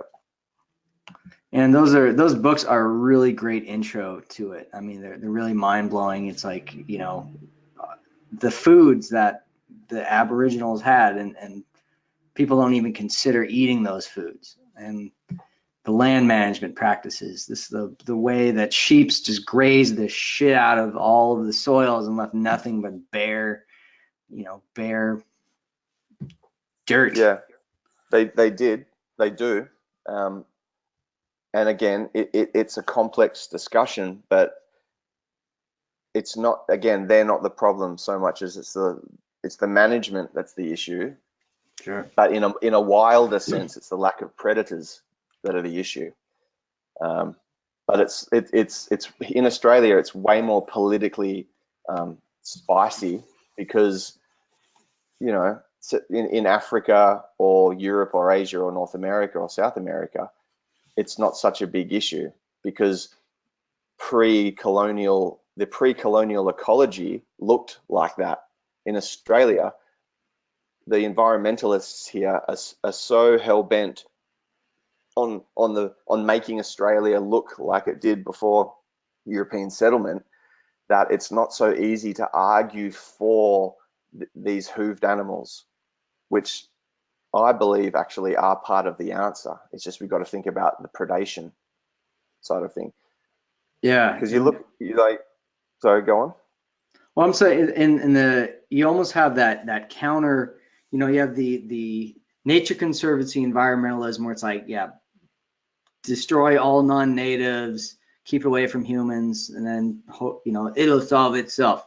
We know that's led to desertification, but there's also the kind of introduced rewilding where you put in proxy species, and we see the results from bison there. But yes, but and rewilding is really, really incredibly interesting and valid. I think it's that subject, like rewilding and Pleistocene rewilding, is super interesting and super valid, and I think it'll be part of the greater discussion going forth. You know, fast forward to the year 2500, I think there will be lion and elephant in Europe, and hippopotamus and stuff. I just think there will be. Well, that keeps me going because it's like I don't think there's any more exciting world than, while everything's degrading, the thought that you could put camels in the United States, you could put elephants and lions and have them just roaming around. I think that it'd be a world worth living in. You know, it is exciting, and I think we long for that kind of world. And George Monbiot, like him or not, he speaks about that, how much more exciting a world it would be. And this is an interesting thing because it actually, from what I see in environmentalism, there's the old school, which is kind of speciesist, which say they kind of take a Polaroid snapshot of a time, of a place at a time in history, and they say that's how it's meant to look, and we need to get it as close to that as possible with all the right species in the right place. And if those species don't exist anymore, well, that's a huge tragedy as it is, but we can't remedy that then, like done, closed book. Mm-hmm. And there's this growing appreciation for like functionality, ecological function, which are these broader rules and laws of nature, and that they are far more important. It's far more important to foster ecological function than it is to insist on any particular species filling a niche. And once that, and I'm not saying that a species isn't a very valuable thing, absolutely, and we should do everything possible to, stop the extinction of any species, and where there is relatively pristine environment around the world, yes, let's conserve it. However, we are now dealing with so much area of the planet that doesn't look the way it looked, you name it, 200 years ago, 2,000 years ago, 10,000 years ago, that there is a lot of room to argue that the introduction of these proxy species, particularly the megafauna, is a very, very valuable thing in the long run. The thing is that in Australia, and I hope people have a greater appreciation for this now, the political discussion is so much more complex. We can't just, it's going to take so much longer for anyone to agree that the wild ungulates here, the camel, the donkey, the horse, the pig, are actually potentially very beneficial. It's just a problem that there's no predators. It's like just one more challenge and anomaly in the story of Australia. That's how I see it. It's like Australia is this strange player where the rules are all bent, and we have to do a bit more thinking. Yeah. Awesome. Well, man, I'm sure I got a bajillion more questions too, because, man, I mean, like I met Byron in 2012 at the Coanga Institute, or I think I met you a little bit before that, but you were the food forest, director there, and I was like, man, this guy knows his stuff on all things related to plants, and it's just you think very deep about all these subjects, and I know it's like when you think deep, it's easy to get like feel like things are crazy, are hopeless and crazy. Yeah. Yeah. We get it, man. Okay, but let's open it up to some questions. I know people have been waiting a long time. So if you had a question before that you asked maybe an hour ago, type it in again so that way Byron can get it to you. So here's one from Hannah Eckberg, creator of Permaculture Magazine North America. So she's saying there's analog forestry. Is there a word for analog animal introduction? That's a good question. Yeah, I think it would come under the rewilding banner. I mean, this, like I said at the beginning, I have a great appreciation for when an idea comes through to maturation, and there's enough people who have been observing it for long enough that you can start actually formatting that idea, systematizing it. That's a very valuable place to be. Rewilding is getting there, right? So you've got like the Rewilding Europe project, and they do an incredible, if you go to my website, oaktreedesigns.com.au, and then go to articles, no, it's called media, there's an article called Dehesa Australis, and in that article there's a bunch of links, and one of them is to the Spanish and Portuguese rewilding projects, and they're just brilliant. They're incredible. But that movement is not quite embryonic, but it's young enough for it to have not been really, they're still learning, and it's not quite formatted yet. And so I don't know what terms are used, like with the analog animal stuff, but it'll have a name soon enough, no doubt. Yeah, so they were doing a Pleistocene Park. I got to go to the Romania rewilding project. That was cool. We saw wood bison and bears in Romania, and that was super cool. So B Winfield's asking, Byron, hey, you have any notion? Do you have any notion how we might get Australians to realize how important eating cell-grazed organic meat is for the landscape, climate change, and human health? Saying I without would, HM, I see Western Australia slipping into the Middle East style desert very quickly. hello B. B and I did our a PDC together in 2008, I think. But yeah, this is super important, and this is one of the things I hope to speak to Darren Doherty about. I think regenerative agriculture in general needs a marketing campaign. I think that people don't realize how much work has been done. I don't think they realize how positive and win-win the solutions are that it offers. I don't think people realize that it's not just some hippie fluff, flash in the pan kind of passing fad. There is a book that's been written by an Australian guy called Charles Massey. It's like the best book on regenerative agriculture it's certainly Australian. It's called The Call of the Reed Warbler, and that's kind of taken the marketing or the face of regen ag out a bit more into the public. And I've noticed now that like the West Australian Minister for Agriculture and the natural resource management groups are starting to take all this on board, which is very positive. As for holistic management principles in particular, I agree with you, B. Look, there is so much of Australia that, in my opinion, will continue to desertify so long as that predator-prey rangeland relationship is so heavily atrophied.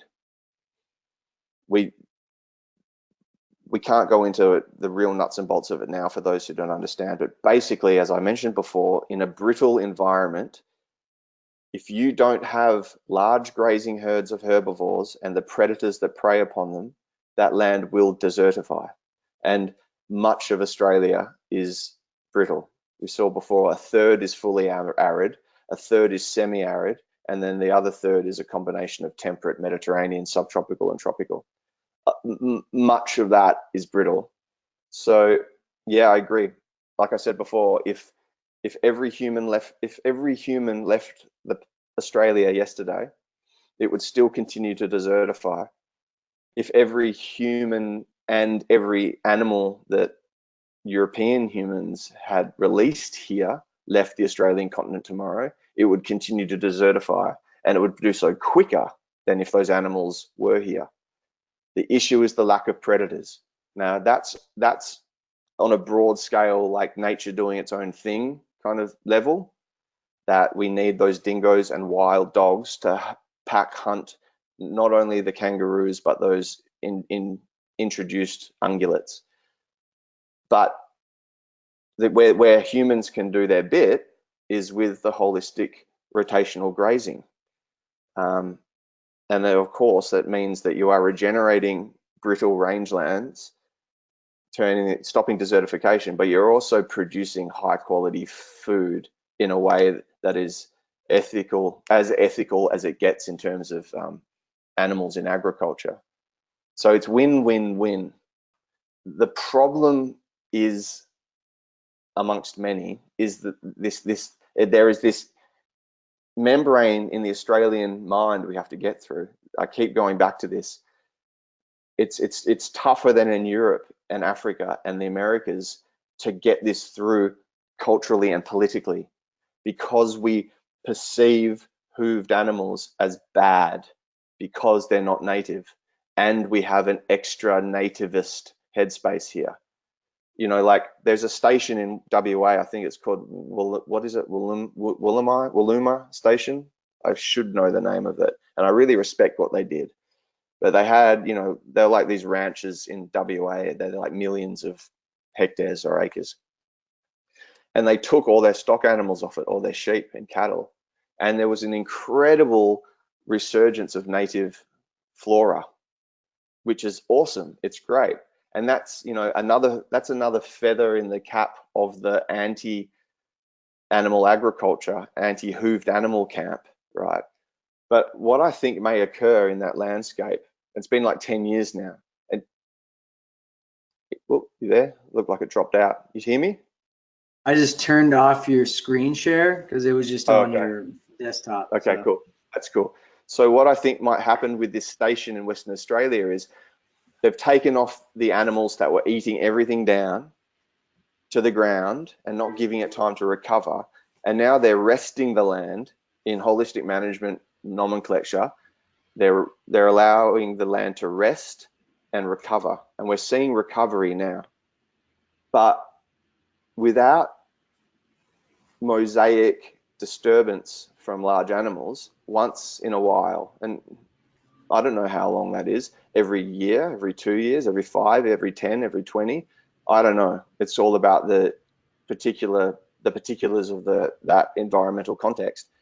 I still think you need strong strategic beneficial disturbance from large animals, which can be provided by grazing herbivores. So I think there's the recovery period where everything looks amazing and all these plants and birds and stuff come back, and that's awesome. But it'll start slowly degrading again in a different dynamic without mosaic disturbance patterns from grazing herbivores. So basically, to answer your question, B, yeah, I think it's super important. I don't know how to get the answer out there. If I could put my order form into God for my dream job, what I want to do, I don't want to design and consult so much or even teach. I love all those things, but what I want to do is make documentaries about this. Like people need to see this, like high quality, treating the audience like they're intelligent, actually talking about the ecology as if they want to know some finer details, looking at the new systems like holistic management and what have you, keyline, that kind of thing, and then also highlighting the old traditional systems of the world. For one, just because it'd be good viewing and people want to see it, but actually two, as like a, as posterity for humanity, to make a good, thorough documentation of the Dehesa, the Shinampa. It goes on and on. Those Hawaiian systems, I forget what they're called. Those vast, beautiful wetland rice paddy systems of China. All these beautiful old traditional agricultural systems.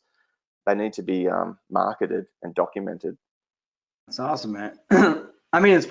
Javin, he had an idea for Javin Bernankovich about a fire documentary, and he didn't win the vote, but they still gave him $50,000 to do it. So now he has got $50K to make his fire documentary, which is pretty cool. I voted for that. Javin's an extremely good human being. Yeah, he's cool. So there's a few questions here. I know, there's Glenn and Robert and Ruth and Don. We'll get to these. I'll stick around as long as need be. So Glenn's asking, the original paintings when Europeans arrived show very fertile grasslands similar to the prairies in the American Midwest. Carbon levels in Australia were measured in the high teens soon after being colonized. So the first question is, how quickly do you think carbon levels were depleted through European farming practices? And second is, how quickly could these levels be improved through regenerative practices? Thanks for that. I'd like the data on those carbon levels. How fast were they depleted? I don't know. Not long, really, like geologically speaking, we're talking a couple of 100 years max, like a few generations. And how long will it take to recover? Well, as long as it takes good holistic rotational grazing to become viable. So that's a matter of advocating for it, educating people on it, and incentivizing landholders and pastoralists to practice in that way. Again, we need people, we need the political will and the social will to do it. We just need people to know it's an option, policymakers and, grant writers and all of that. I don't know how long it would take to get back to like high teen carbon levels in the soil using HM practices? I don't know that. I'll ask that particular question because, again, I want to have this discussion with Darren in a really kind of like focused way. So, and that's one of the questions I actually have. I've got, because this whole Australian soil issue, what was the carbon level? Was it high? Are the poor soils due just to being old and geriatric, or was there something to do with the fact that the megafauna died off and the land was resting to death and all of that? I'd like to get a clearer idea on it myself. Thank you for the question. Yeah. Oh, one last thing for everybody still watching. You're gonna get a replay. Yeah. What was I gonna say? But next question's from Don Woodcock saying, Byron, can you describe some of the benefits and interactions of the proposed DHESA and how these can be promoted to create change? Okay. Yeah, so there's a whole suite of extra environmental benefits. And hello, Don. Don is one of these mega brains. He's from southwestern Australia, the wheat belt. In fact, I'm going to show you guys a thing. Don is from the wheat belt, and he knows more about the greater story of southwestern Australia, at least, than just about anyone I know in terms of the long form geology and how the place formed and the ecology and the forestry and whatnot. But so see this area here, this is the tip of southwestern Australia. It's known as the wheat belt, and basically this dark green is the existing woodlands, and that's all regrowth from forestry that was logged. This is the Swan Coastal Plain, and that's virtually all, if not suburb, it's like just human settlement of one type or another, with some farmland in there, like grazing. All of this. Byron, yeah. We're not seeing your screen. Do you want me to share your screen? Oh, yeah, man. Sorry, please. Yep. That was because you're mentioning stuff. That's cool. That's cool. Tell me when it's back. You got it. Okay, you're the presenter now. Oosh. Okay, thank you, mate. So, where is it? Here. No, go away. This dark green is woodland. That's regrowth forest from when it was all logged. And this light green to brown here, that was all woodland that has been logged to create farmland for sheep and wheat, and it's known as the wheat belt. And Don is my go-to guy for information on the wheat belt and all things related. The DHESA Australis project, it looks at the fact that we are a Mediterranean climate region, which basically means we have hot, dry summers or warm, dry summers and relatively mild, cool, wet winters with winter rainfall, like the Mediterranean basin, like southwest South Africa, like California, and like Chile, parts of Chile. And there are other little areas dotted around the world, but they're the main ones. And in these regions, savanna is a very common biome where you have a relatively intact trophic levels, predators, prey, grazers, whatnot. Those interactions often form savanna. So things aren't just pure grassland, but because the animals, it doesn't go back to thick woodland, it's savanna, right? A lot of this was kind of like where it was moister, you have thicker forest, but as you push up into the drier desert areas, it was dry sclerophyll woodland and savanna and some grasslands. Okay, so we know savanna is a winning biome type. Now, we can continue to create food here, but why don't we return it to savanna? But why don't we use species that, like I mentioned before, let's honor and foster ecological function. So we want these broader, more foundational ecological functions to be as strong as possible. regardless of the species, right? And if we're going to take the wheat belt, which is one of the world's greatest, more unfortunate and severe deforestation events, and we're going to try to turn it back into like grow more trees there, then why don't we do so instead of just using endemic species? Why don't we use species that will be advantageous to agricultural production? Because those of us who've studied these things know that we can have great economically viable, animal ethically appropriate agricultural production while simultaneously regenerating the landscape. So let's do it. Let's plant trees back here in this whole area, but let's use species that are advantageous to regenerative agriculture. And the Dehesa is the perfect analog. So the savanna trees would be a combination of different species of oak, and those species would change depending on the brittleness and the rainfall and the soil types. But down here where it's moister, you could have deciduous oaks like the English oak or Quercus bicolor or Quercus albor or Quercus macrocarpa, or good North American deciduous oaks with high quality acorns. And then as it dries out, you can start having the dryland evergreen oaks from Spain that are in the Dehesa itself, the Quercus suber and the Quercus ilex. And there's many others as well. There's heaps of dryland Mexican oak varieties that I would love to look into, research the live oak varieties. And even you could have chestnut down here where it's moister. And then pushing out where it's really dry, you could start introducing things like carob, and even some completely outrageous, crazy people have suggested mesquite and things like that. So that's a huge job to establish that over this kind of area.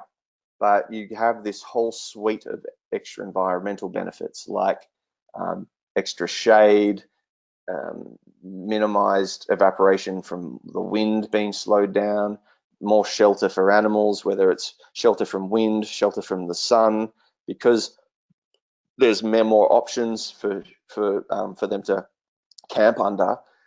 They don't camp under just one tree, which causes the camping erosion, and they don't just like defecate and poo under the one tree and cause a toxicity and kill it. It's spread out. Those trees create habitat for reptiles, mammals, birds. What else? Just the trans-evaporation. There's more transpiration and evaporation, which creates a moister environment, which creates a cooler environment, which means that there's more likelihood for rainfall. It goes on and on and on. Aesthetically, it's just far more pleasing. It makes for a more beautiful environment. It pretty much mitigates all of the environmental extremes. The hots are cooler, the colds are warmer, the winds are slower. It goes on and on. And then, of course, around here in this part of the world, we have what's called the autumn feed gap. So after summer, there's no rains and it's hot and dry. And then before the first rains of autumn, and indeed even for a while after the first rains, things are seriously sparse. And that's our dormant season, where pasture isn't growing, grass isn't photosynthesized, like it's just too hot and too dry. It's brittle, right? So it's right in that time of the year that all the plants, the trees that I mentioned before, drop their fruits, which are big, heavy, starchy, oily, protein-filled nuts and pods. Oaks drop their acorns, carobs drop their pods, gladitsia drop their pods, chestnut drop their nuts, mesquite, I believe, I could be wrong with mesquite, but they drop their pods that time of year. So right when the time of year where the pasture is producing its least, these trees are offering up a very, very substantial supplementary feed for the stock animals. Now, it is supplementary. Their main feed will always be the pasture, but it's a very, very welcome supplement right at the right time of year. And then, of course, if we do things beforehand, if before any of that happens, we start with the foundations and we look at the the context of the job. You know, we look at the climate of the area. We look at the, as per the Regenerians platform, the meteorological climate. We look at the mental climate, the demography and psychography of the people, the budget, you know, the time frame. Then we move on to the geography, and we look at the soil and the topography, and we map out the area based on key line, which is absolutely invaluable for like maximizing water efficiency in the area. And then we decide what goes where, you know, the water harvesting, the roads, the forestry. So all of that combined, plus subsoil plowing where necessary, plus holistic rotational grazing, not just of larger stock animals like cattle and sheep, but, you know, also meat birds and egg layers and whatnot, the whole bit. As men, you know, bring as much to the party as possible. You get the vision, and this is the vision where you put it all together. And those of us who have studied this long enough, when the pennies start dropping and the proof is in the pudding from, you know, the data and the feedback, we realize that this can be done. And you see the types of systems in the world we could create. I mean, it's super exciting. It's so beautiful and invigorating. And I would love to see this part of the world returned to something like that, because as Don knows and has spoken to me about, there were wetlands throughout here. All the southwestern Australia was famous for savanna and wetlands. There's the hills that run down here, but this plain and much through what's now the wheat belt was savanna and wetlands, these beautiful large chains of ponds and what were called swamps. You can still see it now at the end of the wet season in that part of the world. There are gullies and areas where there's typhus and juncus reeds growing and whatnot. But yeah, you know, the political and social will and the resources that follow is what's stopping us now. We need a marketing campaign. People need to know. We need something, a TV show, I don't know what. But when people realize, when they're told in a way that they can understand what these design modalities mean, what regenerative agriculture means and what it can do, that it's real, and that we really just need will and resources to help that transition smoothly occur, then you know, then we'll start seeing a bigger move. Because other than that, without the advocacy of the greater population, it's a slow, plodding movement of only those practitioners that can somehow make it viable, economically viable. And some have done a great job at it, and others find it very difficult despite their best efforts and intelligence. Yeah, so we need to make a noise about this stuff in a very level-headed way. We need to show people that it's not just a pipe dream, and it's not just, you know, permaculture has a bit of a hippie, fluffy kind of reputation, and I can understand why, but I'll defend it to the death. I'll defend that, you know, when you reduce permaculture down to its original design modality thinking, then it's absolutely invaluable.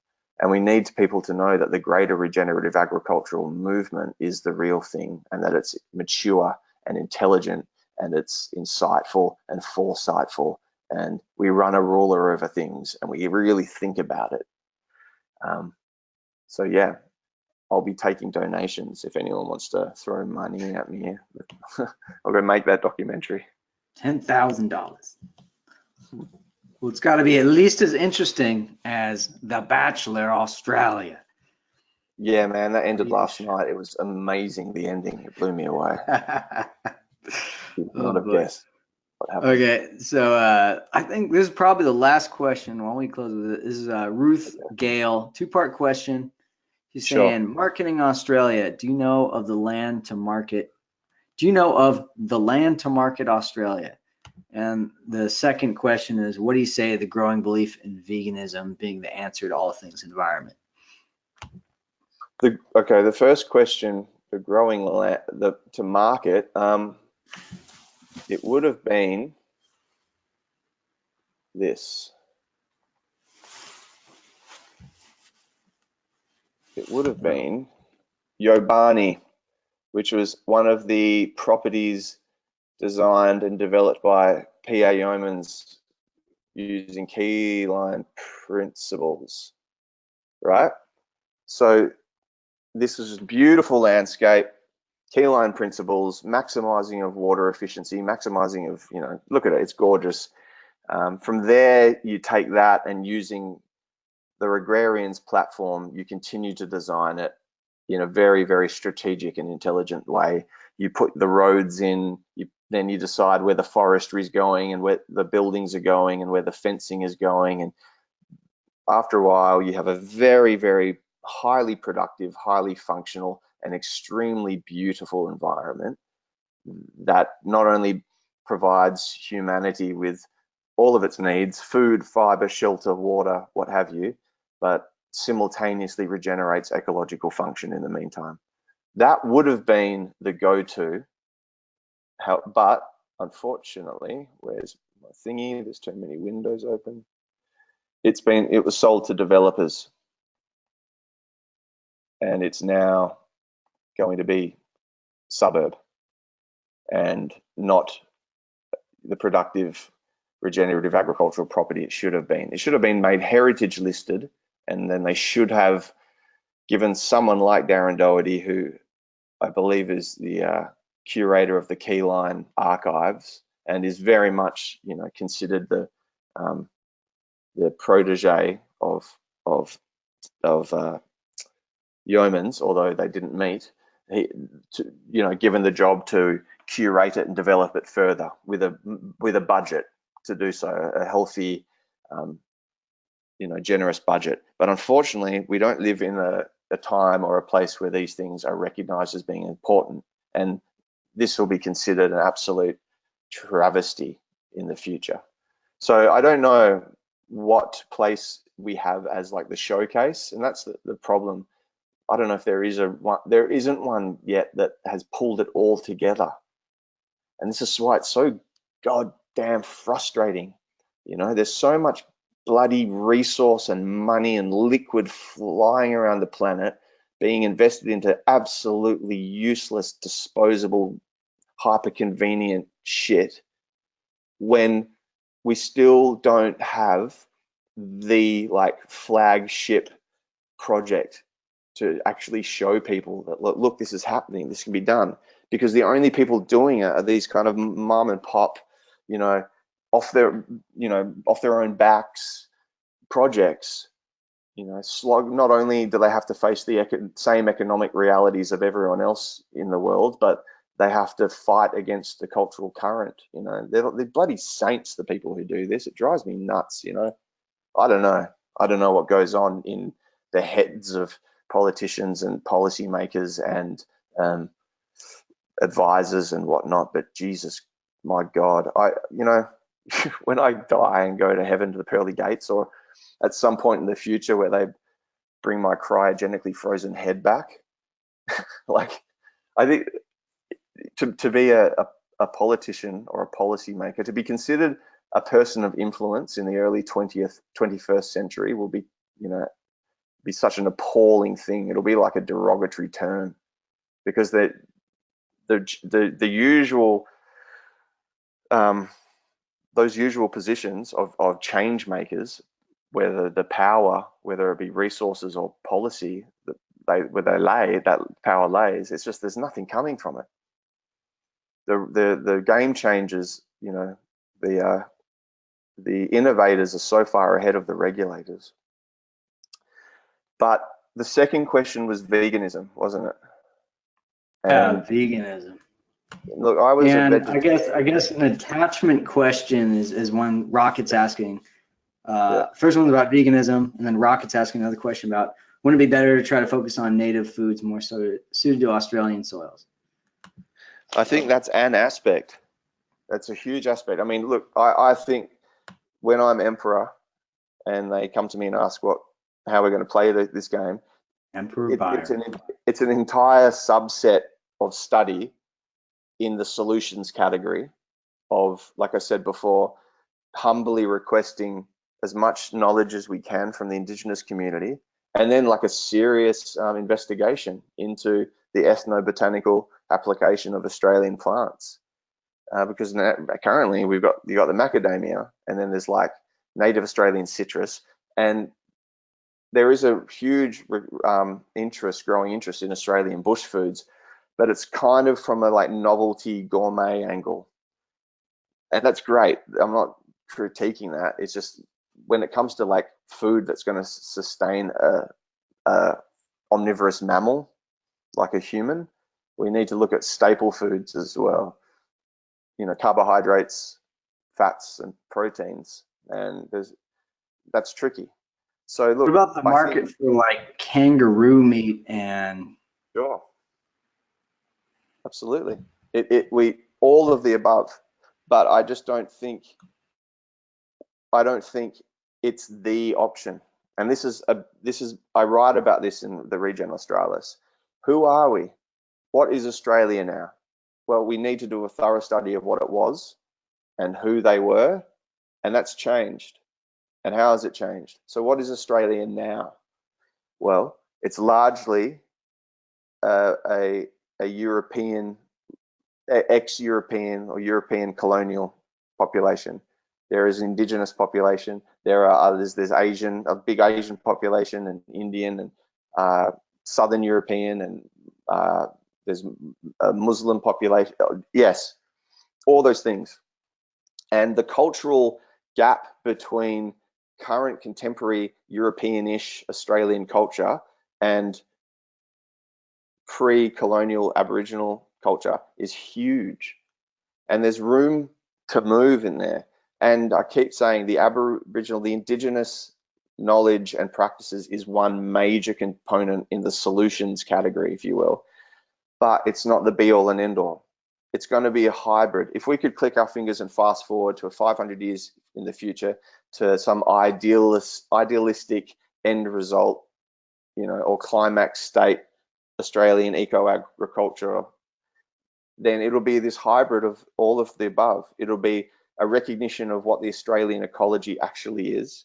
It'll be a recognition of what the Aboriginal Indigenous land practices and relationship was, and the Australian food, plants, animals, you know, kangaroos and whatnot, but then also more contemporary or, you know, European style. Stop yawning. Like, you know, holistic management, I think these things have a huge part to play. Holistic management, holistic rotational grazing has a huge part to play in the future of Australian eco-agriculture. So yes, that's one aspect, the Australian foods. To veganism. I was a vegetarian for a number of years, and a pretty strict one, like pushing on vegan. So I appreciate the motivations, because I was motivated by ethics. You know, I loved animal products, but it was an ethical issue for me, and it was in my 20s, and many people in their 20s become very socio-politically and ethically motivated, and quite myopic, actually. And we all go through it. In fact, humanity's going through it now. You know, look at we're in a juvenile protesting, you know, bring down these. Really see it, especially Bay Area. Veganism is exploding. It's like, you know, the new, like, get your lab grown beet and your Impossible Burger and all this shit. And, you know, you look at the ingredients, like genetically modified wheat gluten. And yes. So I appreciate the ethic. Yeah. But there was a show on TV in Australia the other day on Catalyst, and it was the future of food in Australia. And I didn't mention it in my TED talk. I wish I had. But it was like future of food in Australia, and it was all lab-grown meat and you know, industrial scale hydroponic tomatoes and whatnot, and very little reference to land stewarding. Future. Yeah, the future, right? And I noticed it more than anywhere in the world that I've seen. I've not been to San Francisco. I'd love to. LA is as kind of like hip, progressive, foodie nutrition as it gets. Like, it is incredible, man. Like, And that's great. These are all signs of a movement forward. They're all positive. But I mean, apart from the kind of nauseating arrogance that comes with a lot of that, there isn't an appreciation for the regenerative eco-agricultural aspect. Like, yeah, it's good for you. Yeah, it's full of nutrients. Great. You are mineralizing and hydrating and detoxing, and that's hooray for your body. However, back behind the scenes, there is an ecology happening. And I often say in Regen Australis, one of the subtitles is, or an axiom that I repeat over and over again, is that ecology is the foundation of agriculture. Agriculture is the foundation of culture. And in that context, like agriculture, I use it to mean the human ecology interface, not just agriculture, as in like the agricultural revolution, but I mean all of the many and varied ways in which human populations interface with the environment to provide themselves with all their needs. So ecology is the foundation of agriculture. Agriculture is the foundation of culture. Human culture is an ecological enterprise, and we've forgotten it. We have that severed, traumatic severing from a deep connection, meaningful connection to land.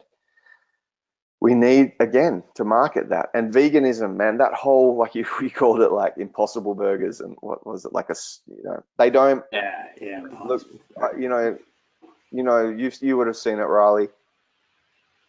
There's been times when I've, like on Facebook, I've said, okay, dear vegan permaculturalists, I respectfully come to you asking for you to please explain to me the eco-agricultural, how do you justify it eco-agriculturally? And I haven't seen that done. Well, I remember staying with this couple. Chris and Lynn in Montana were probably the best natural builders I have ever met in my life. They made a straw bale cob, no, it was straw bale cordwood retreat center that could support 50 people, totally off grid. And yet they were vegan and they had to get all their food there. And, they had to build a giant wall to keep all the deer out from, browsing all their kale. And they're like, no, we don't want any dogs, not going to eat any meat, even though you're in Montana, and kind of the only way to really sustain yourself there would be to eat a little bit of meat. Okay. Yeah, look, to me, it comes back to, I actually believe, and I probably shouldn't even mention it, but I think fast forward long enough, if humanity moves continuing in a trajectory of sophistication and maturation and sensitivity and wisdom, I could see us moving toward a vegetarian or vegan lifestyle, but that's way down the track. And we are in an intermediate period right now. We're in the transition period of ever. Like we're in a massive revolution right now. There's the cognitive revolution where human cultural forms, modernized. And then there was the agricultural revolution. There was the first and second industrial revolution. There was the world wars. There was the information revolution. Whatever's going on now is it. This is the shitstorm. Like, there won't be another chaotic node dynamic like this for a long time. We're in the middle of it. We're not even in the middle of it. It's barely started. We're a decade two into the real storm of it. And it's going to keep going for a long time. It will be, it'll be generations yet until humanity can take a deep breath and say, oh, wow, we're in a stable, sustainable, or regenerative form of culture. Cool. We've got ages to go. My point is that predation and carnivory are just realities. It's a reality, It sucks that lions eat baby zebras, but it happens, Predation is a reality, and some humans can be predatory, It's a reality. So there's that. There's no such thing as a vegan or vegetarian ecosystem, and I use nature as a model. That's what I do. That's what regenerative agriculturalists do. Second to that, the question is this: Do animals suffer? Can they suffer? Yes, they can suffer. Okay. As soon as we've established that, and I don't care for the accusation of anthropomorphizing them and saying they don't really suffer, they're not conscious, that's just how we think. It's like, no, they fucking suffer. And even if it could be proven objectively that they don't, I'm going to assume they do in case they do. So then it's okay, they do suffer. Then there's an ethical imperative that we minimize that suffering. Regenerative agricultural practices minimize animal suffering, or any animal ethical issue you could throw at it, minimize it to the point where it's virtually null.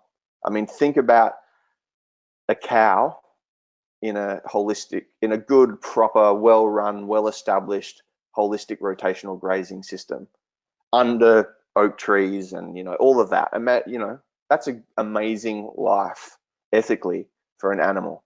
There is one bad day, and that day doesn't have to be as bad if we do things like, and I'm talking about the culling of them. If we do things like mobile abattoirs and stun guns and all of this stuff, like, it's a reality. Omnivory, carnivory, and predation is a reality. There's no such thing as a vegan ecosystem. I use nature and ecology as a model for what I do. We're in a transition period. We may get to a place where we are ready, willing, and able to be fully non-animal, but it's going to take a long time. And in the meantime, there are plenty of really hungry people, and there's plenty of really degraded land. So why don't we kill two birds with one stone, or multiple birds with one stone, and implement systems that not only produce high quality food for those people in a way which is as ethical as it gets for the animals involved, while regenerating ecological function in the meantime. But yeah, veganism, I see it as half of it or part of it is really well motivated. Like, I can understand it. If there's an animal welfare issue, it's well motivated. Then part of it is gross naivety to ecological function and ecological illiteracy. And ecological illiteracy, I'll throw in here, is one of the great plagues on the planet right now. People don't know how the world works. And ecology is the foundation of culture, and we don't know how it works. Most people don't. And I would say like 90% of the most important people on the planet holding the resources and making the decisions and implementing stuff are ecologically literate. Like, it drives me nuts. All of the people on their soapboxes and behind pulpits, politicians, thought leaders, authors, philosophers, policymakers, pop YouTube sensations, they don't know how the world works. They don't have an ecological literacy. It's nuts. So when they go and make these decisions or come to these conclusions, they are worse. They're worse than half disinformed. They're missing the foundations. And I see that acutely in the vegan movement. And I also think in part it's gross arrogance and violence, actually. I have to say it. Like, some of the stuff that's been said to me, some of the stuff I've seen, not by all of them, of course, but there is a thread of that subculture that are totally fine, justifying themselves being as violent as they need to be for the sake of the animals that they think they're protecting, and from the people they think they're protecting them from. All this to say, I have to kind of reiterate, throw the disclaimer in, that modern conventional agriculture has had the spotlight put on it, and it's been recognized as being an incredibly destructive thing, and it is. Ecologically, it's destructive. From an animal welfare issue, it's an issue. From the health of the people downstream of the eating animal products grown in those environments, the stress, the hormones, what have you, it's like bad, bad, bad, bad. Right? And we eat too much meat and all that. And then you see movies like Cowspiracy.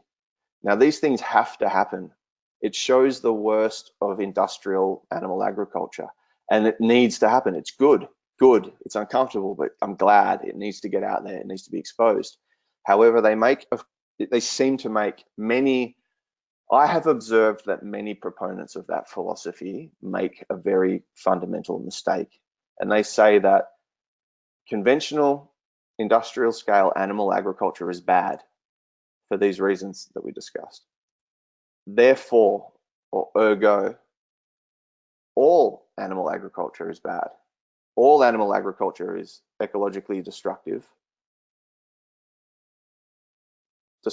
or deleterious on the health of the humans consuming it, and ethically deplorable. And that's not the case. It's not the case.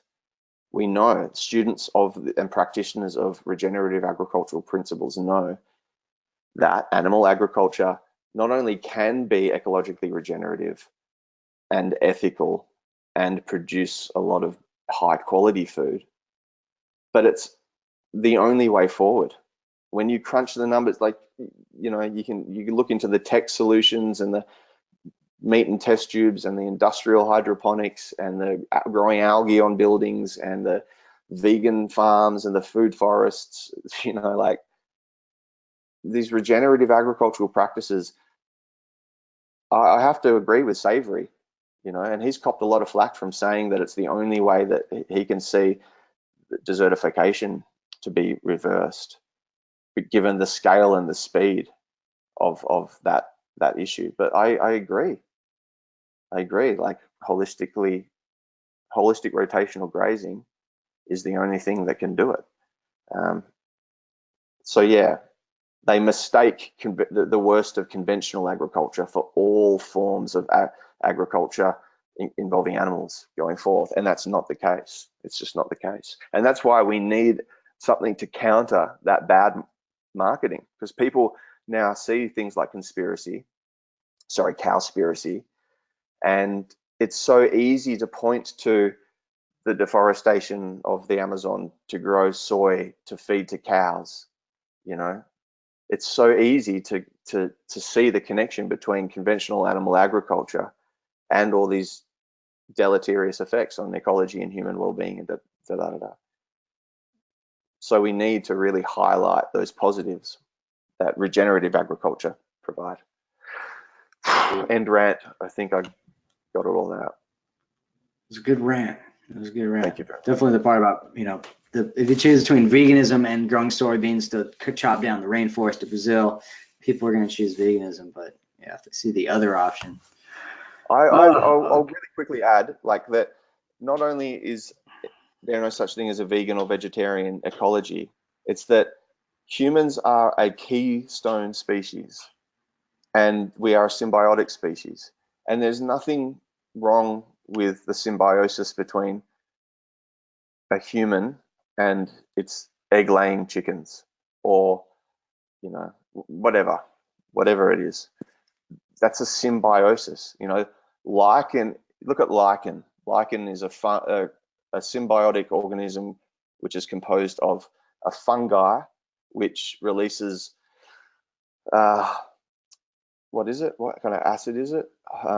Humic acids, I think, to break down rock, to give minerals to an algae which it lives with, which photosynthesizes to produce carbohydrates for that the fungi lives off. Now, like, is that okay? Is the fungi oppressing the algae? Has the algae oppressively domesticated the fungi? Right? Is there a master? Is there a slave? No, there's not. It's a symbiosis. Our bodies are symbiotic. Our very cells are the composite of different, protokaryotic, single-celled organisms like mitochondria. Right. So the issue is that humans are a keystone species. We are so much more powerful than we know what to do with. We're not selfish. We're not greedy. We're not broken. We don't have some deep genetic character flaw. You know, it drives me nuts, the misanthropism going around the world right now. It's destructive, and it's not edgy or cool. It's juvenile, and it's necessary, sort of. It's an understandable, inevitable, necessary phase, but it's juvenile, and I hope we get over it, because it's just destructive. You know, we're not bad. Not only humans. Look what we've gone and done. It's like, no, look at what our burden. You know, what other animal out there is so powerful and so disoriented and so lost as to how it fits into the greater world, and so aware of the destruction it's having. I mean, people need to give themselves a break. Humanity needs to give itself a break. We've not done anything wrong. We're just figuring it out. We're figuring out how to manage how powerful we are. And we're meant to be powerful because we're the goddamn stewards of this planet. And that's the issue. Humans we are a keystone species, and we can have as much beneficial effect as we do negative. We just need to reconnect, a meaningful reconnection to the planet. And that's where regenerative agriculture is so beautiful, because it offers this kind of embryonic starter kit to understand those principles of ecology and agriculture, which is, the way I define it, the interface between humanity and ecology. Well, I think I'll leave it there, mate. All right, good stuff. Oh boy, a marathon session, 2 hours, 45 minutes. Yeah, that was a blast, man. I know a lot of people here want to just hear you go on and on forever and ever, because it is super important. I think that biggest part is a lot of us in this community need to listen about that conversation about apathy. Because, you know, regenerative agriculture, uncensored, everyone's there. It's like they're so intelligent. We see the world. It's like we could only do this. And people are doing such stupid fucking things with like the mountain of money that could, you know, fix the earth in the span of 5 years, but it's not being done. It drives you crazy. But it does. Very frustrating. And you know, I can't help but hear a sense of kind of like entitlement in my own voice when I say, if only people would do it the way we think it should be done. You know? Yeah. So, you know, God knows it's got to happen the way it's going to happen. But I just think that if people woke up tomorrow and everyone out in the streets just knew what could be done, and that we're halfway there because we've pretty much worked out how to do it, then there would be a rush of enthusiasm and interest and resources toward it. That was my point. Yeah. Hopefully around here the tech bubble will pop, and then the regenerative ag. Well, hopefully we can use whatever remaining relatively affordable and obtainable resources and tools we have at our disposal now to implement these types of systems before any bubble pops. That's a whole discussion. Yeah. All right, everybody. Well, thanks again for tuning in. One last thing.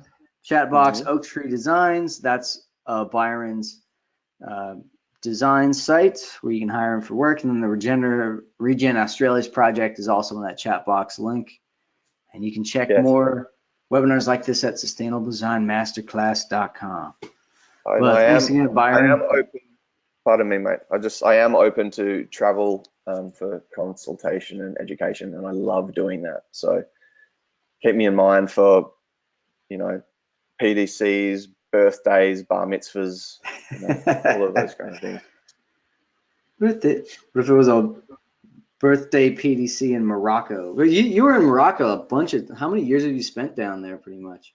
I've been there 5 times and 3 times for work. Yeah. That's cool. Yes, it is. I love Morocco. All right, everybody. Well, we'll close it out. Everybody's gonna get the replay tomorrow. And Byron, thanks a lot, man. This is really cool. Thanks for having me. I appreciate it. Cheers, man. See you soon. Peace, everybody.